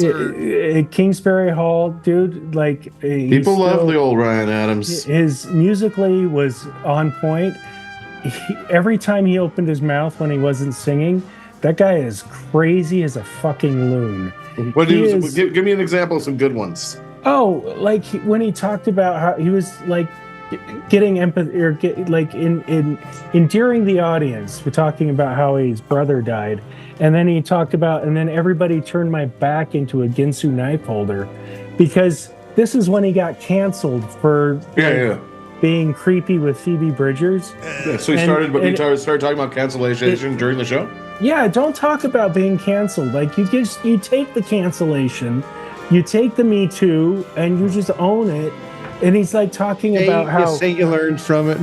Yeah, no, he's like all these women who have $1 million now are really hurting, aren't they? Oh wow. And it's like, oh shit, Ryan, you really went there. And then he threatened to punch a guy in the face for taking a flash photo, because that's his thing. Like that's been his thing for a long time. You know that. Don't take a flash photo at a Ryan Adams concert. And then he talked about how the record company stole all his material and won't give him any rights to it.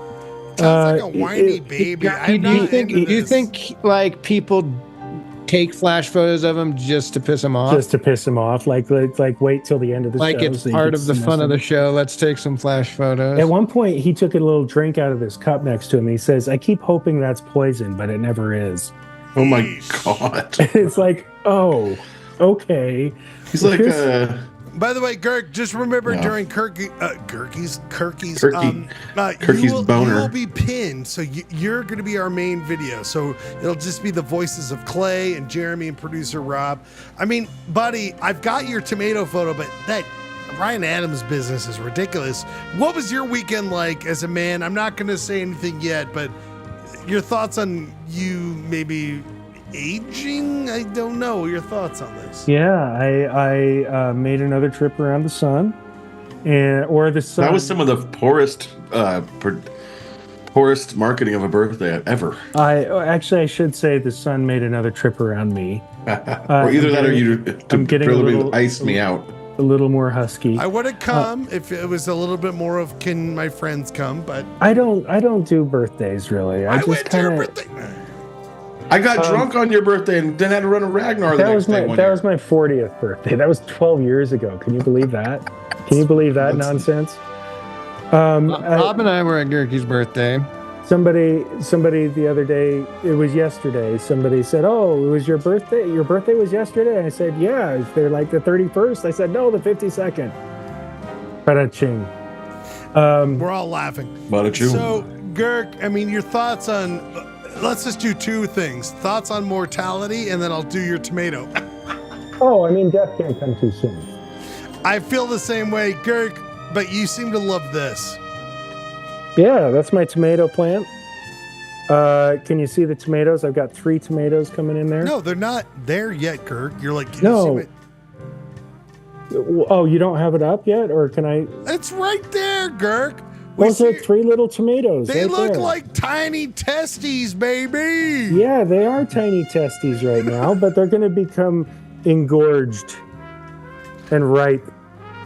And they're going to be delicious, and I'm going to feed them to you. Oh, that sounds like a threat. I'm going to feed you those tiny testes. Because if there's one thing Ryan Schlegel loves in his mouth, it's baby testes. People, did you know every week you'll be able to hear the thoughts of Gehrke's Corner? Where And Arlo will be here. Gehrke's going to be like, I hear what the other guys say, but I'm going to tell you this. Also, did you see the size of my tomatoes?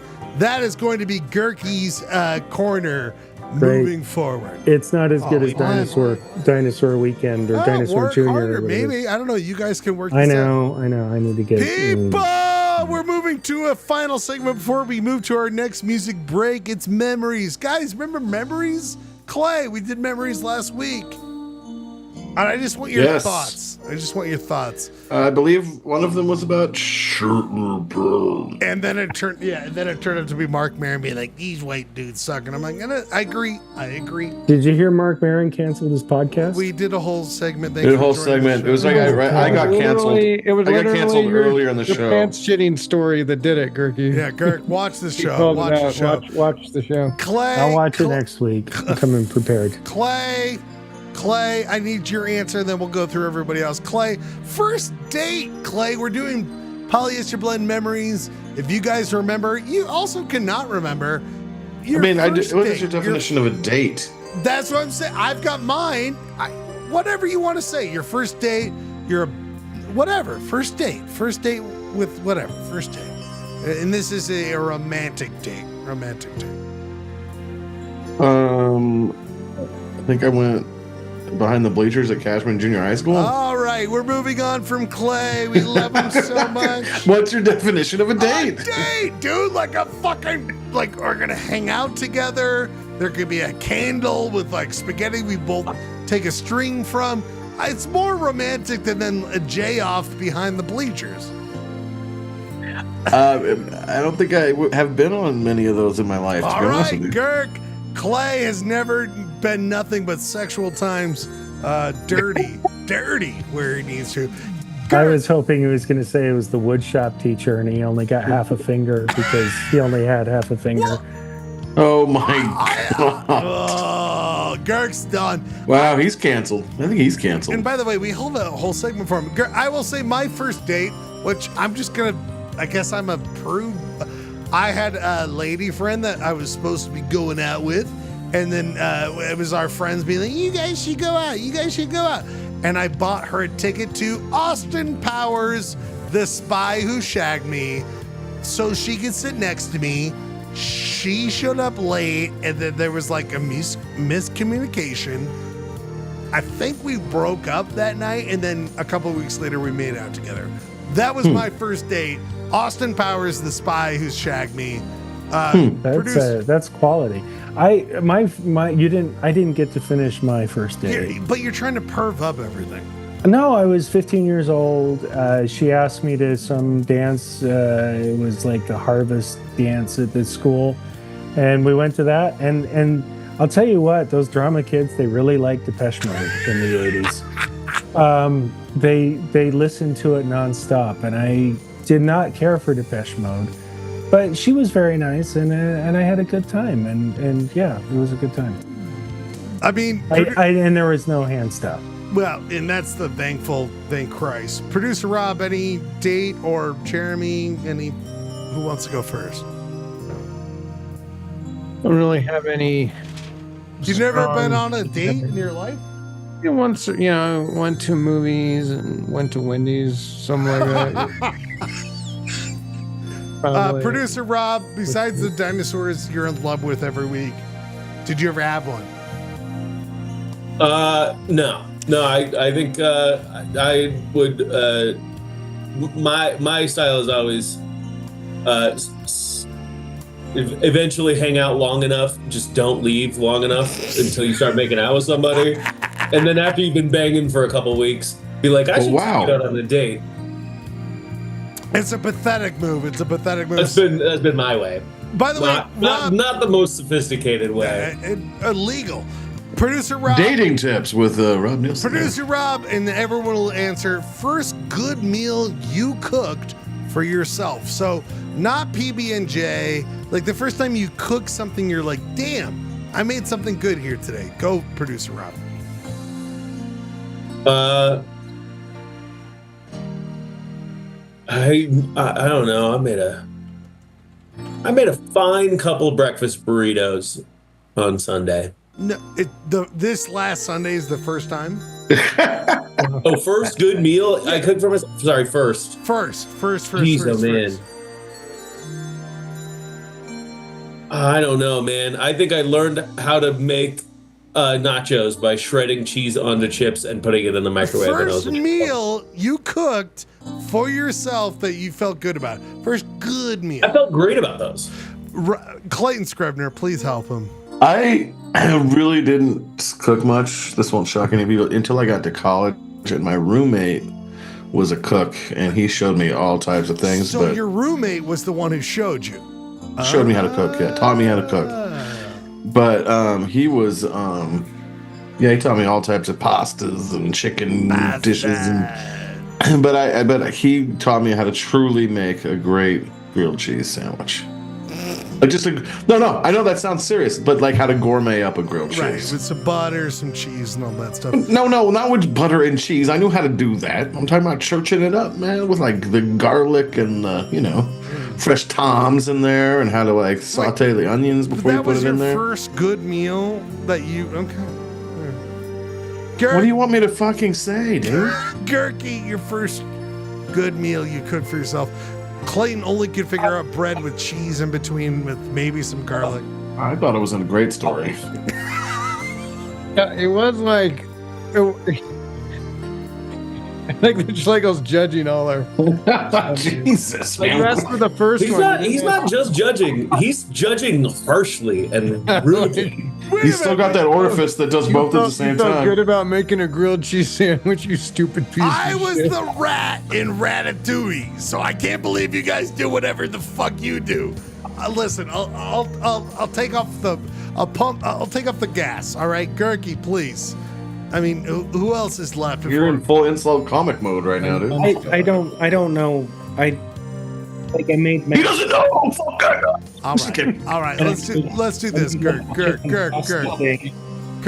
I remember Jamie Gadet gave me. Well, she recommended a recipe from the New York Times. Oh, nice. That was nice. Tagliatelle pasta with like ricotta, get out of here, chard and kale. So, I made stuff earlier. I probably did more baking than like cooking. I'm with you. But that's like the earliest, which would have been when I was in my 20s. Prior to that, it would have been like, heating up a tortilla, making myself some sort of wrap. But yeah, the tagliatelle that actually maybe meets Schlegel standards for a memory. It's got a fancy word, fancy name. Schlegel memory standards. I'm trying to set up the next bit, and I just hear a bunch of babies. The next one is this, Clay, and then you'll start it off. Clay, first time you made note of Philip Seymour Hoffman. What was the first time? There's no doubt in my fucking mind. Janine's mad because I haven't made her that pasta in a while. We love you, sound engineer. I shouldn't have mentioned it. When I was in college, my buddy was the... What's that weird echo? Gehrke always has that weird problem. Gehrke has like the frog audio in the background. Like, Awesome. My buddy was a shift manager or assistant manager or something at the Salt Lake Film Society, and we got an early reel of Boogie Nights. Oh!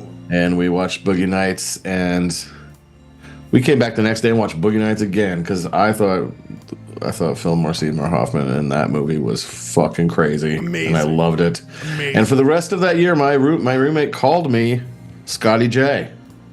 Because I came out of that movie and I was like, man, I think in the JSD? I said, man, I feel like I'm kind of like a Chess Rockwell, in like the Boogie Nights Game of Life, like if I had to pick a character. He was like, no, you're Scotty J. And you're gonna be Scotty J for the rest of the year. Okay, so we're gonna do this. Wait. There's that weird scene where he like follows Dirk around and he's like chewing on the pen. Oh my god. Jeremy, what your Philip Seymour Hoffman memory? So how's the peeping? I would say that we have it. My first, I think so. I missed because I would have been like 15 when Boogie Nights came out. So I was a little too young to watch Boogie Nights. But then 1 year later, I went and I was like, all right, I'm gonna go start seeing weird ass NC-17 rated art movies, or I believe it was released without a rating. But Todd Solondz Happiness. Oh yeah, in Todd which Solondz. he plays a guy who makes obscene anonymous. Does he JSD in that movie too? Oh yeah. Yeah, he's on the. Does he produce the weird semen that they have to go hands on with? There is some hands-on semen. I mean, that's a pretty fucked up movie, but that was probably the first thing. But then very quickly, then I also saw The Big Lebowski, which he's great in, and Talented Mr. Ripley and Magnolia both came out the next year, I believe. And then I also had gone back and watched Boogie Nights and Hard Eight. I didn't actually see Twister during that time frame then, though. That was going to be mine. So those would have been my. So Happiness was the first thing I saw him in, which great introduction for any actor. Clay, Rob, or Gehrke, do you have any strong feelings? Because we're going to move on from our memories. By the way, I would say I became aware of him like legitimately in Boogie Nights, but I definitely saw him in Twister. Yeah. Twister was mine. Twister was the first time. So here's what we're going to do. We're going to come back after a one. Time out. I think Lebowski was the first time I remembered seeing him in a thing. Like you took no. Yeah. Like and then probably Capote. I just no one's gonna say Cable Guy, huh? Cable Guy. Was he in that? Okay, no, he wasn't. Yeah, he's like he gets fucking dunked on in the dunk scene. No. Okay. Yeah, he's okay. First of all, are you denying that he's in Cable Guy? Correct. Am I denying that he's in Cable Guy? I'm going to take a hard stance. I don't think he's in Cable Guy. Clayble Guy. What is wrong with you? The Clayble Guy. Clayble Guy. Okay. He's not okay. Well, because Jack Black is his best friend that gets dunked on. So Gehrke, you're telling me that you saw The Big Lebowski, and then you skipped Magnolia, you skipped Almost Famous, you skipped Punch Drunk Love. I didn't say that at all. I said that was the first thing I remember. Well, then you said, and then Capote, which I'm just like, there was a long gap between. Oh yeah, I guess Onin Mahoney. True. He had a lot of good performances. State and Maine, he's good. Oh, what's that really dark one where he's the gambling guy? Oh, that's Onin Mahoney. Let's go to Gehrke. Love Lies is also very dark, where he's gets addicted. Cynic Doche is pretty fucking dark. Let's go to Gehrke's Corner where he's in a corner. Red Dragon is a shitty Brett Ratner movie, but he was good in it. 25th Hour, And here's Gehrke's cake. By the way, Gehrke, Hard Eight. We love you, Gehrke. Happy birthday. Thanks for the cake, man. That looks delicious. Well, I never produced one, just a JPEG, but I love you, and I just want to make sure you know that. What we're going to do after this music break is topics. It's the most perfect way to end the show. I will say, Clay, you're walking around the archives of PBL. You got Gehrke's Corner. Poly Blend. Our what is this? Our Cursora archives. Poly Blend. Clayton Sports Roundup. Order. Poly Blend. We do so much every week. We'll be back next week with more fun and merriment. But we're gonna end the show. We're actually ending the show at 10:50. No, I'm gonna do a song, and then we're gonna do topics. Okay. My song, Clay, I'm doing. Please, God bless, let me do this. Yes. Is that when we were actually on the radio station, KRCL, that the guys after us weren't there yet, and we were like panicked, like, what do we do? Oh, guys, shit, fuck, we don't know what to do. And I was like, I got this, guys, I got this. And you and I were doing hip hop at that moment, and I'll never forget doing this. So we had to play a hip hop show because we needed the hip hop music to keep playing. You and I were doing hip hop. It was about to go, but I was like, dude, I got this. What I didn't realize is how many swear words Oh yeah, they were in this. We fucked up that a couple times. So this is my memory of you and I, Clay, doing it. I fucked up, and I was like, I'm sorry, Clay, and we had to move it. But this is the song I played with all its swear words. We come back. Oh shit. Okay, there we come back. We come back and we do topics and we end the night. I've been having so much fun with my great friends. This is, of course, Jamie XX with Young Thug, who is currently on trial for other legitimate, like, he's in trouble. Yeah. He's not doing so well. We'll do this. We'll come back in 2 minutes. Sure. You can hear all the swears. Wait, what the? People were running into trouble. Jamie XX. Young. Well, we're just going to play 2 minutes of this. We'll be back. I don't know why that. Everything's slow. Maybe because I'm asking too much. Too much to do. Too much to do. Too much to do. Quickly, real quick, are you older than or younger than you? No. Are you older right now, without looking at Wikipedia, are you older or younger than Philip Seymour Hoffman when he died? Oh, I'm way older. Are you kidding me?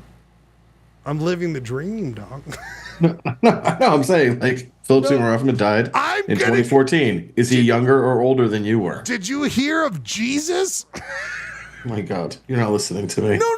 I'm seriously, Clay. I'm saying it's shocking to me how much older I am than a lot.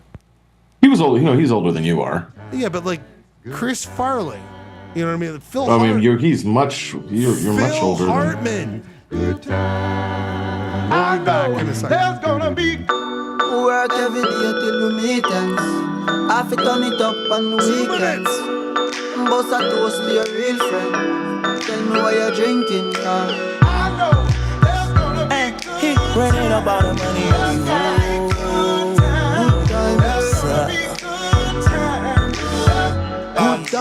Good times, it's gonna be some good times. Man, we used to pull up and let them fight at that hood time. Remember I used to grab on that ass when it was about that wood time. If that little bitch walk up tripping, she get that much time. I don't waste time, I don't have patience, baby. She gon' get on top of the dick and she gon' squish it like squish. Didn't go fast, she speed racing.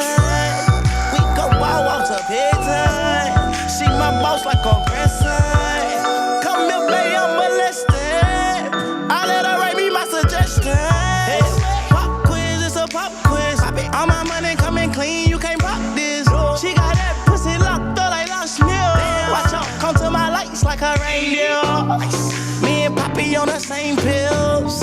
My diamonds could never stand still.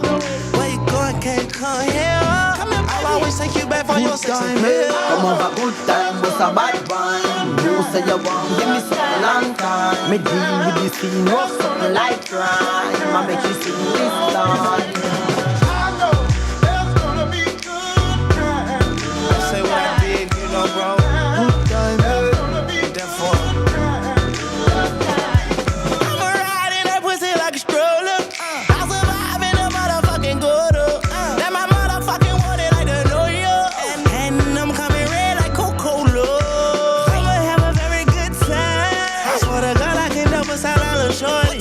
She say she like all of a nigga rhyme. Where is my phone that pussy poorly? I want you to pass it to thugga. Even in the summertime, me and Lil' Shawty cutter. I swear to God, I'ma tell you, dog got the struggle. Baby girl, sit it down, you not known like a usher. I told her mama I don't mind what my teeth do. I wanna control you like voodoo. I'm starting screaming free on phone and doodloo. Every time I have a good time, do too. Good time, come on, a good time, what's a bad one?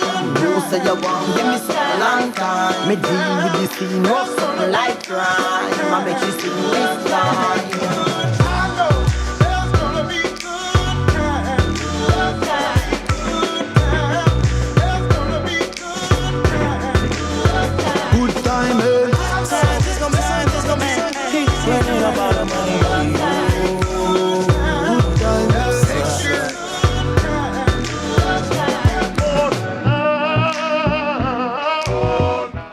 Picture me and Clay at KRCL trying to be like, fuck, like, fuck.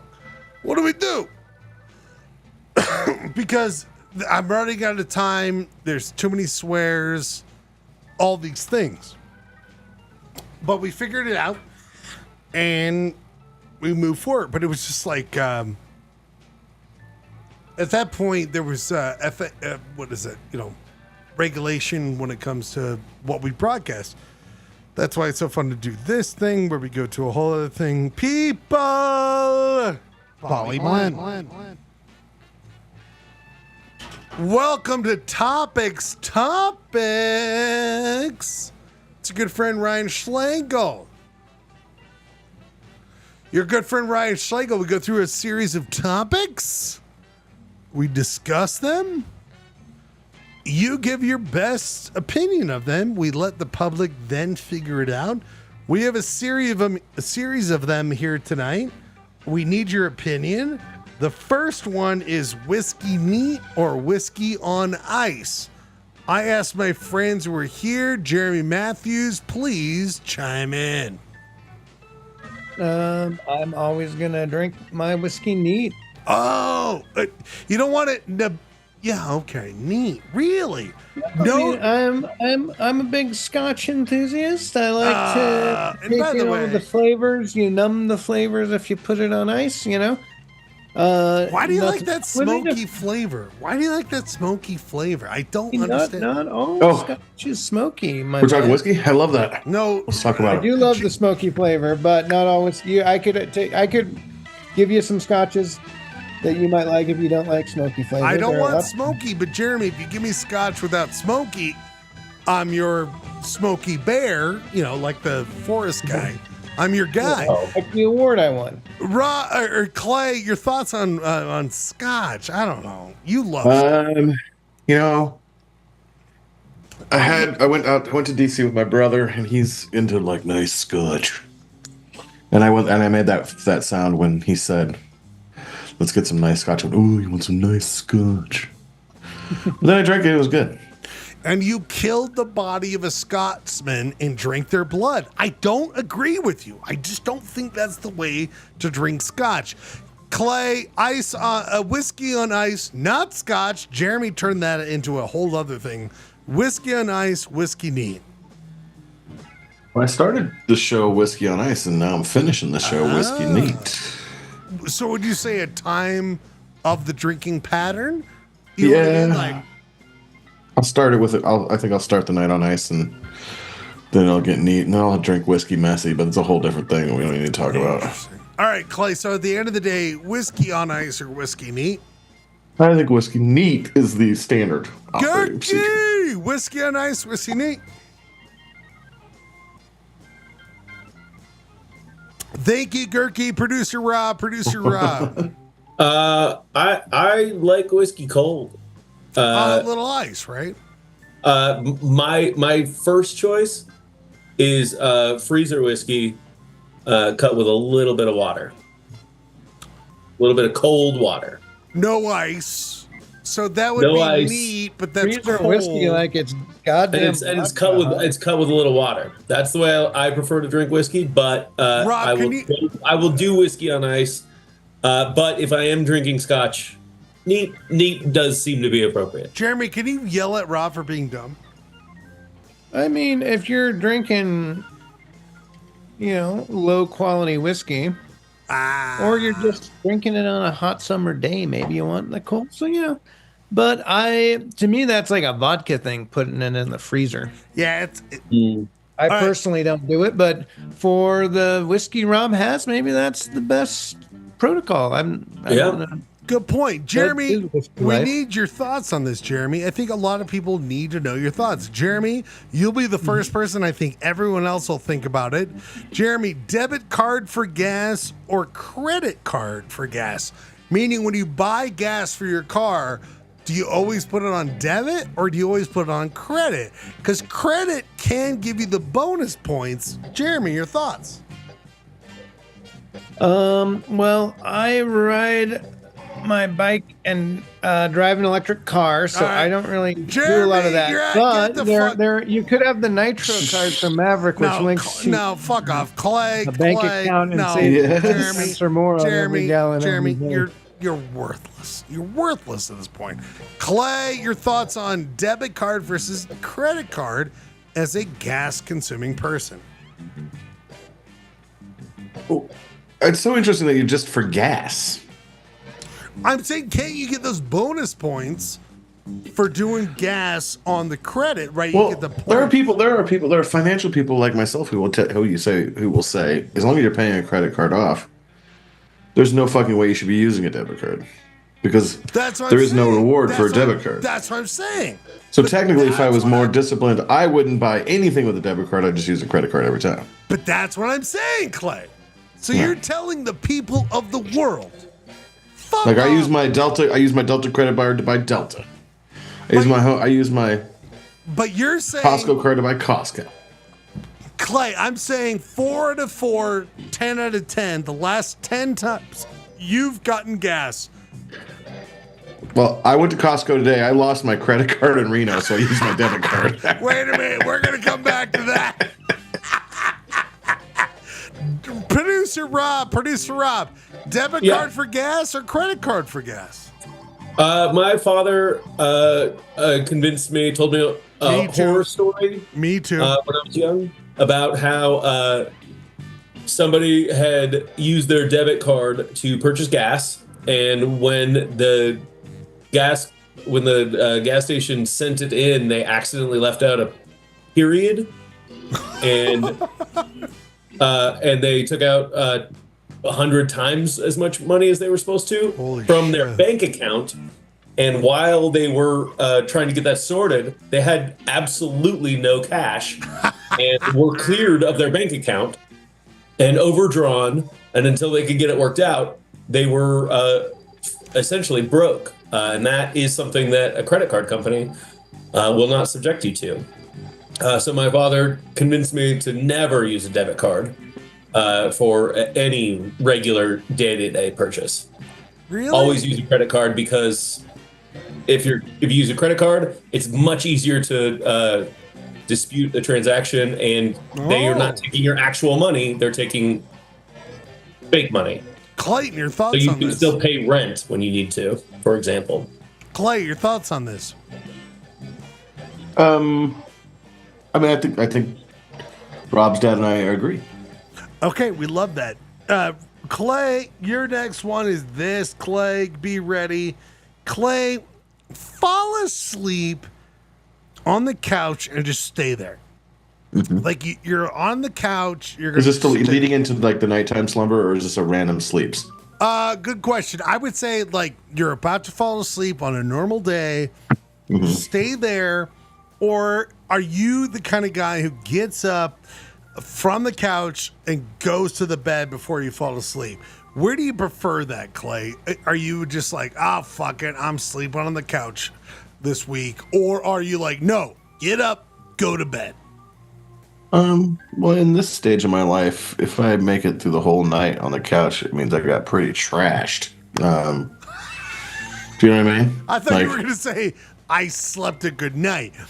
Do you only sleep on the couch if it's if I wake up on the couch and it's light outside, it means I was wrecked. So you're saying if you're a sober boy, you're always going to end up in the bed. Like there's Correct. no... Really? Gehrke, do you hear this? Well, unless I'm at the cabin and like there's kids there and they need to sleep upstairs. I mean, Gehrke, I feel like there's this 100% commitment Clay says to, if I'm sober enough, I got a comfy bed, brother. My bed is comfy. Clay, Gehrke, your thoughts? I mean, yeah. I mean, if you're comfortable on the couch and you wake up and you're like, oh shit, I'm on the couch. But if you're comfortable, you're like, I'm gonna go back to sleep. It's fine. That's fine. Fall asleep on the couch. If you wake up and you're comfortable, if you're like leg hanging off and neck cricked, then get up and go to bed. But if you're comfortable, just stay on the couch, man. Why mess with a good thing? Also, I'm sorry I was having technical issues before. I have strong feelings about the whiskey one earlier. If it's under 100 proof, you can drink it neat. If it's over 100 proof, it needs to be cut with at least a little bit of water or ice. I prefer ice because I like it a little bit cooler. I don't like it room temperature. Jeremy, don't you... And then the next one, I had strong feelings about that one as well. Well, hold on, Gehrke, before you go on, Jeremy, don't you host some Facebook thing where Gehrke could hear how all of you feel differently? The Salt Lake Spirit Society, we've done some barrel picks and stuff. Yeah. Any person in the right mind is going to tell you that if you're drinking whiskey, it Gehrke, needs at least a little bit of water in it. But ice serves the same thing. I don't like here's my gripe. I don't like the big orbs of ice that they put in whiskey when you get it at like a fancy bar. If you go to any of those downtown hoity-toity places, they put that big globe of ice in it. It's like that's too much ice for whiskey. It just needs like an ice cube, one. Well, it's trying to be fancy, it's an orb, but Gehrke is correct that if the whiskey is too strong for you to drink it neat, the more proper tasting would 100% be to pour water in it rather than to put an ice cube in it.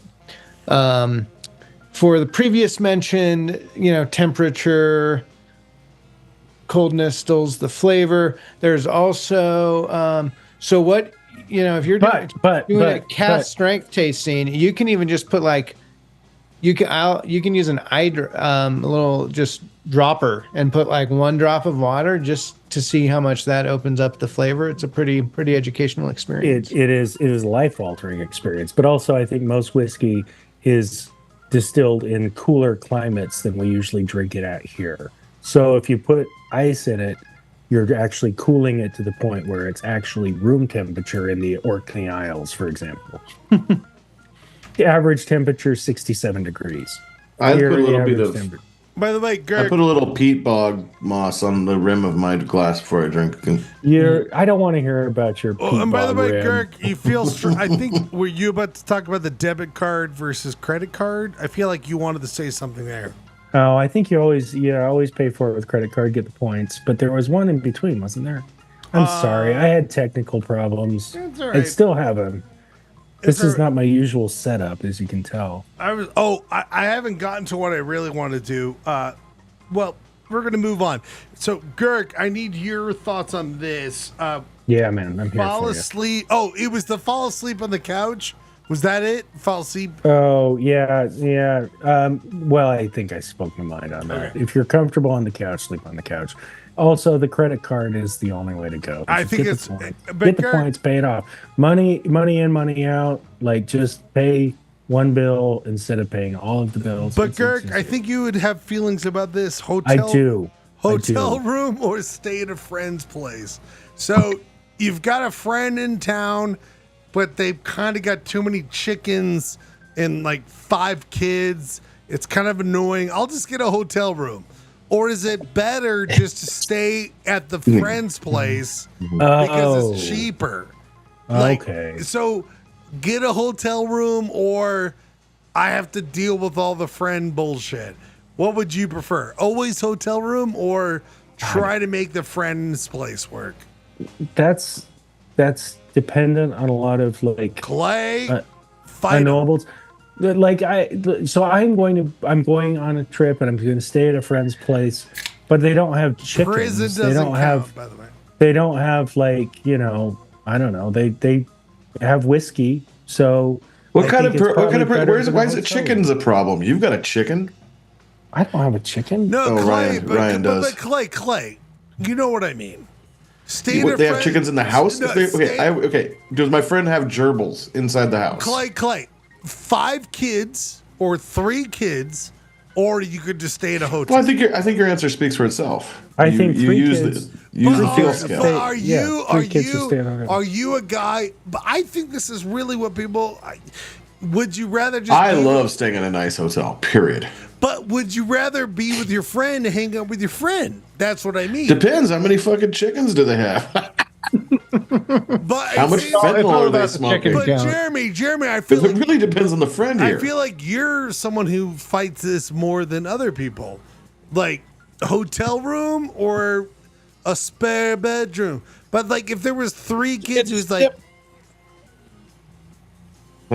It's definitely a, there's pros and cons to both. We're not asking pros and cons. We're asking you could stay in Portland at a friend who lives in a cool neighborhood.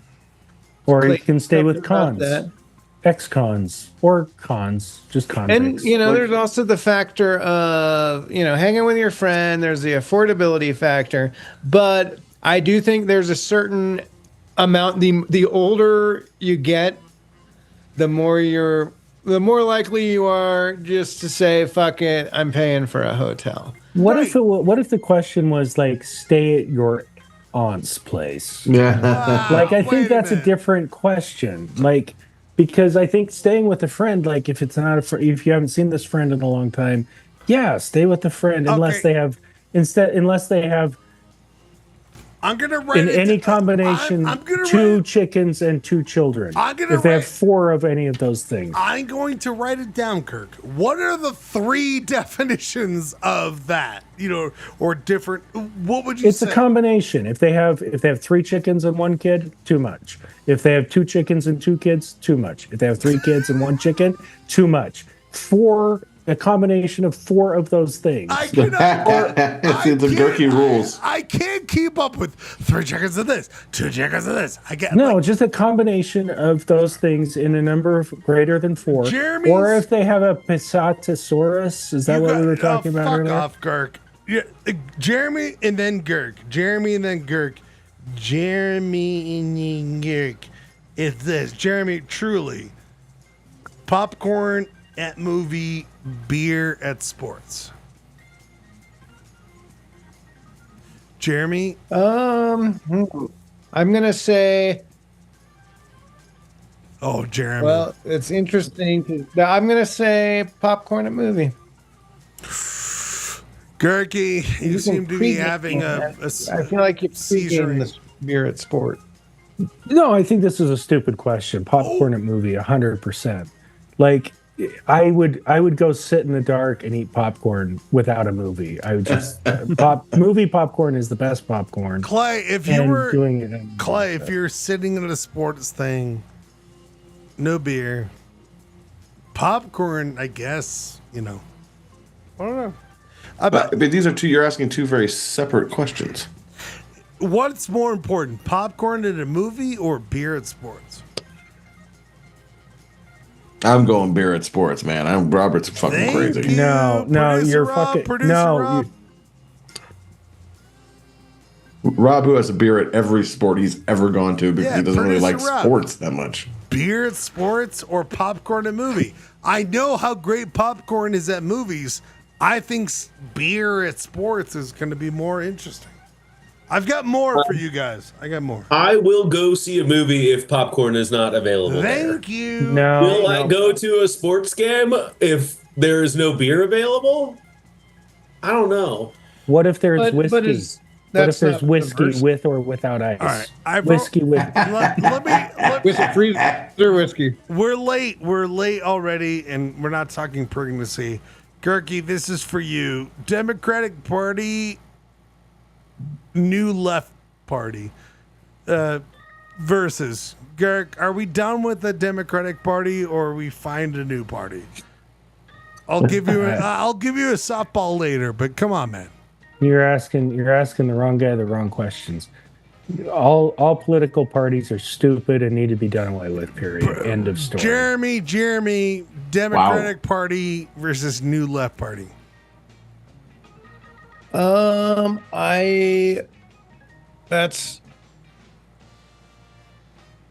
gonna say Democratic Party because you bitch. If you asked me like you're 8 years ago, I might have said New Left Party, but I don't trust the New Left Party any more than I trust the Democratic Party at this point. I feel bad. I should have done this for Gehrke. Gehrke, you're gonna love this. Oh, you didn't even ask me about that? Okay, cool. That's fine. No, but Clay, you don't want to answer that. I don't think I realized it was. I don't think Clay wants it. I don't think Gehrke wanted to answer that. Yeah, I answered it. I know you did. Especially Clay, the New Left do Party. you want to answer that, Clay? I don't know. Do you want to? Not really. I wish I had a right. I wish I really had like a cool thing to say about that, but I really Clay, don't, so. actually, I'm going to ask you to do this, my friend. It's called ranking. All right. This is the last one before the end of the show. We'll come back next week. But Clay, we're going to do this. And Gehrke should be your boy to answer this. Oh my God. I thought about this last week. I don't know what to think. You will tell me. Clay, is it Biden? Is it Obama? Is it Jesus. Clinton? Is it Carter? Is it Johnson? Right. Is it JFK? My question for you is rank the last Democratic parties going back, or Democratic presidents going back to 1960. My question is, have they done what they needed to? I think all of you guys are smart. I love you all so much. Gehrke, I know you have thoughts on this. This will be the last question until we end the show. Biden, Obama, Clinton, Carter. Okay, I mean, there's so many different factors here because, like, are you talking about best Democratic president? Best Democratic president. Wait, because you said have they done what they needed to? That's different than best I'm Democratic. changing it to best Democratic president. All right. Ranked. I got you. They're ranked. And Gehrke, you are a But I was originally asked this question. So Clayton, no, I'm waiting. I'm waiting to. I'm waiting to correct your errors. I'm gonna throw this out here, guys. JFK. I mean, you tell me. Hey, I'm gonna start from the bottom, okay? Start from the bottom. Johnson. Whoa. Johnson's the bottom. Should have ended the war. Are you a moron? But Johnson should have ended the war. But Johnson ended didn't famine. end the war. Like he worked. Gehrke, he didn't end the war. I know he did good things, but blank, he didn't end the Vietnam War. We didn't have a chance. Well, okay, but JFK escalated the war, and you were going to put him above. Who was I going to put next? I certainly was going to put JFK number one. Well, no, I didn't think you would. Okay. Wait. Then I'm gonna so put, who do we? Johnson agree is with? bottom. He's putting Johnson at the bottom. Johnson, Carter, JFK. Hold on, bring it back up. Whoa! Why is Clay deciding all that? Clay, I thought I was the person. Clay, what's your bottom? What's your bottom? Johnson. I didn't realize we were going to go one. Okay, fine. But you think Johnson is the worst Democratic president? He had an opportunity to end the Vietnam War and he didn't do it. Fair enough, my man. Clay leading him. I thought he was a cool person, quite charismatic and fun to read about. All right, Producer Rob, who's your next one? Top one or bottom one? Tell me where to put him, because he's done Johnson that far. I mean, I'm going to throw out there that I am coming from a position of terrific ignorance. And you are dumb. We all know. Yeah, I'm terrific ignorance and I'm very dumb. But I like Carter the best. So Carter, number one. I'm putting Carter at the top. Oh, boy. Even though Clayton Gehrke didn't care much for him. Gehrke, you got. I didn't care much for Carter. I love Carter. That's why my question was like, both these guys were handed a different set of cards. That's all I'm saying. Gehrke, you got Carter number one. You can play these around. This is fucking. I don't know what to say, a chessboard, but no one is gonna complain what you do with it. Just tell me. Yeah, this is it's a tricky question. I feel like oh boy, I've got thoughts. I think Big Dog goes.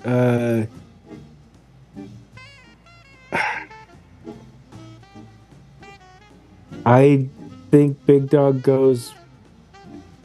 I don't agree with Clayton putting Johnson last, but I think Big Dog goes just above Johnson. Who's Big Dog? Bill Clinton. Oh, blowy below the table. Yeah, I mean Biden could be in there. You know. How about this, Clay? Gehrke. What are the true? Was your main beef on Clinton because he eroded the identity of the Democratic Party? No, I really don't have. How about this, Clay? I have no thoughts on Clinton. I really don't. I have lots of thoughts on Clinton. I think that he did Reagan shit, so I thought he was capitalism. I think he did shit in the Middle East that didn't really truly work. I don't have any feelings on the Clinton administration, but Gehrke and you, Clay, might have them. I mean, I think Clinton did a bunch of things that... We have 9 minutes. You guys have 9 minutes. The aftermath has been felt that hasn't been positive. But at the same time, that was also kind of what the thing was. I think you have to put Obama as number one, though. Well, that's below Carter. I mean, Carter was a one-term. Wait, Jeremy. Like Clayton said, the hand he was dealt, but he is a great guy. From a who's the best person point of view, you put Carter on the top. I don't think you put Carter as the best president. JFK is number one, but you're saying Obama. Obama, by far, number one. Above Carter. Affordable Care Act. Everyone, no one could get any sort of health care bill passed. You guys are so Obama's down. The only guy who did it. You guys are so down on Johnson. Johnson got, civil rights. I don't know that I put Johnson last. I do think Clayton's critique is valid, though, that he didn't. I didn't know I could move Johnson because my Johnson hasn't moved in years. I was gonna say. By the way, everyone's talking about my Johnson pick. By the way, but honestly, I would put Johnson. There's just the Civil Rights Act and Rights Act. That's... He did more for civil rights than JFK did, even though everybody respects JFK as the guy. You know what? We're doing this. It's too late in the night. Next Batman show. Next topic show. Just fucking gave up. Next. We didn't even get things moved over. Next Polyester Blend. We will find out who is the entry to these things. Because frankly, Jeremy and Clay, we're going to figure out more stuff. But put a pause.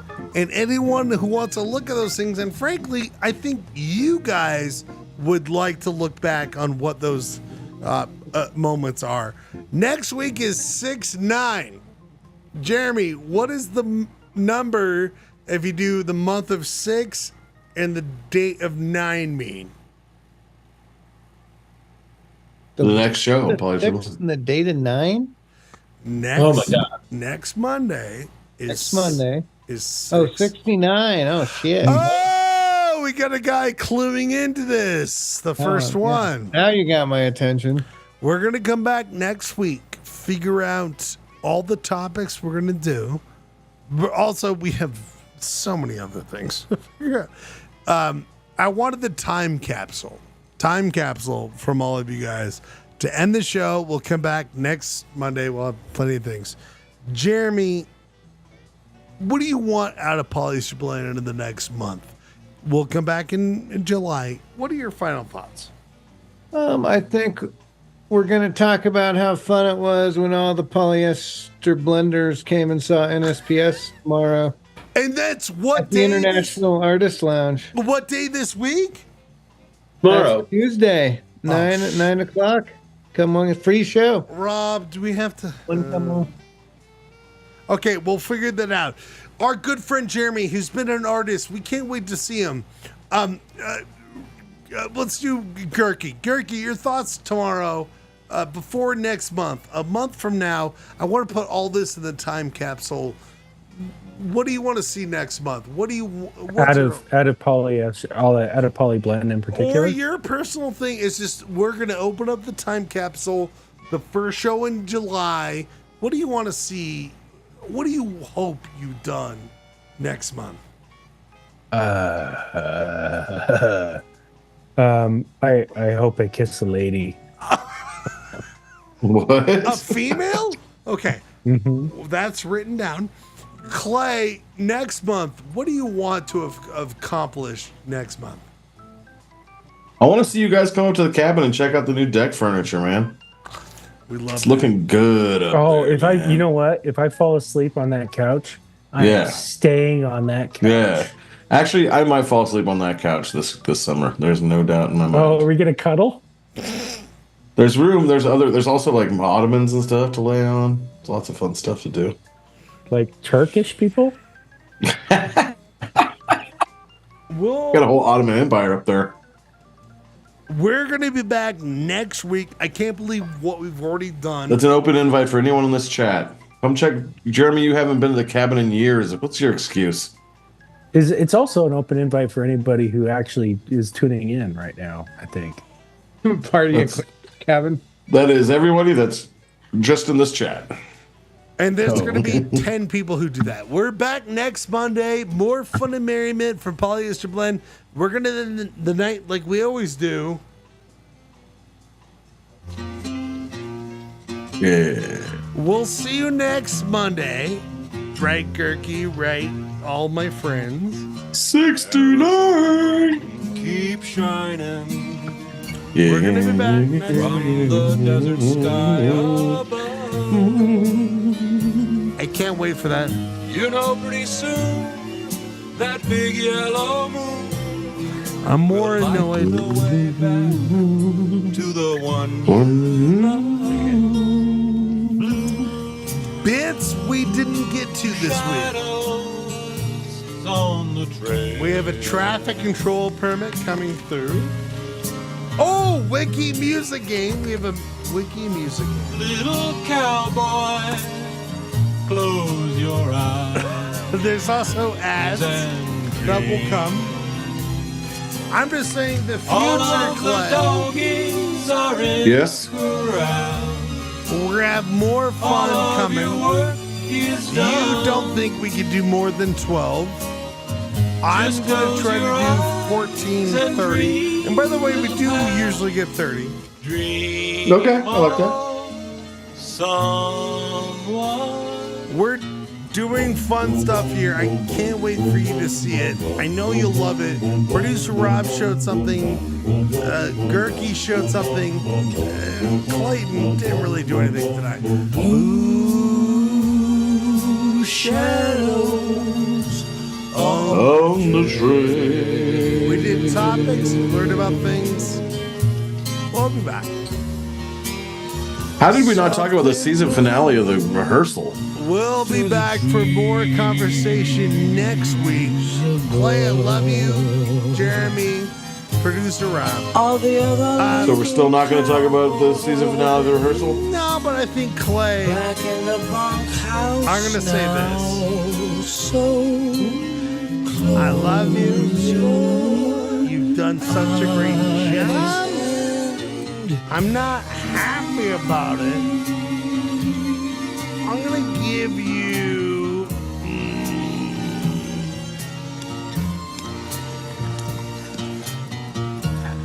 All right, I'll give you this. Clay, your husky boy of the show. Lucky. Clay, your husky boy of the show. Dusty. We'll be back next week.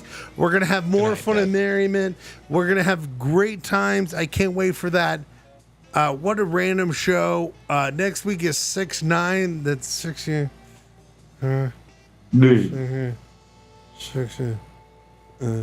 We'll be back next week. When was the first time you did that in your adult lifetime? There's so many other things going. Actually, the more fun was the last time we did it. This has been such a fun and merriment night of all the bullshit. Why did that not go? Oh, we're inside of We didn't talk about the season finale of the series finale of the Righteous Gemstones. We'll talk about that and other things later on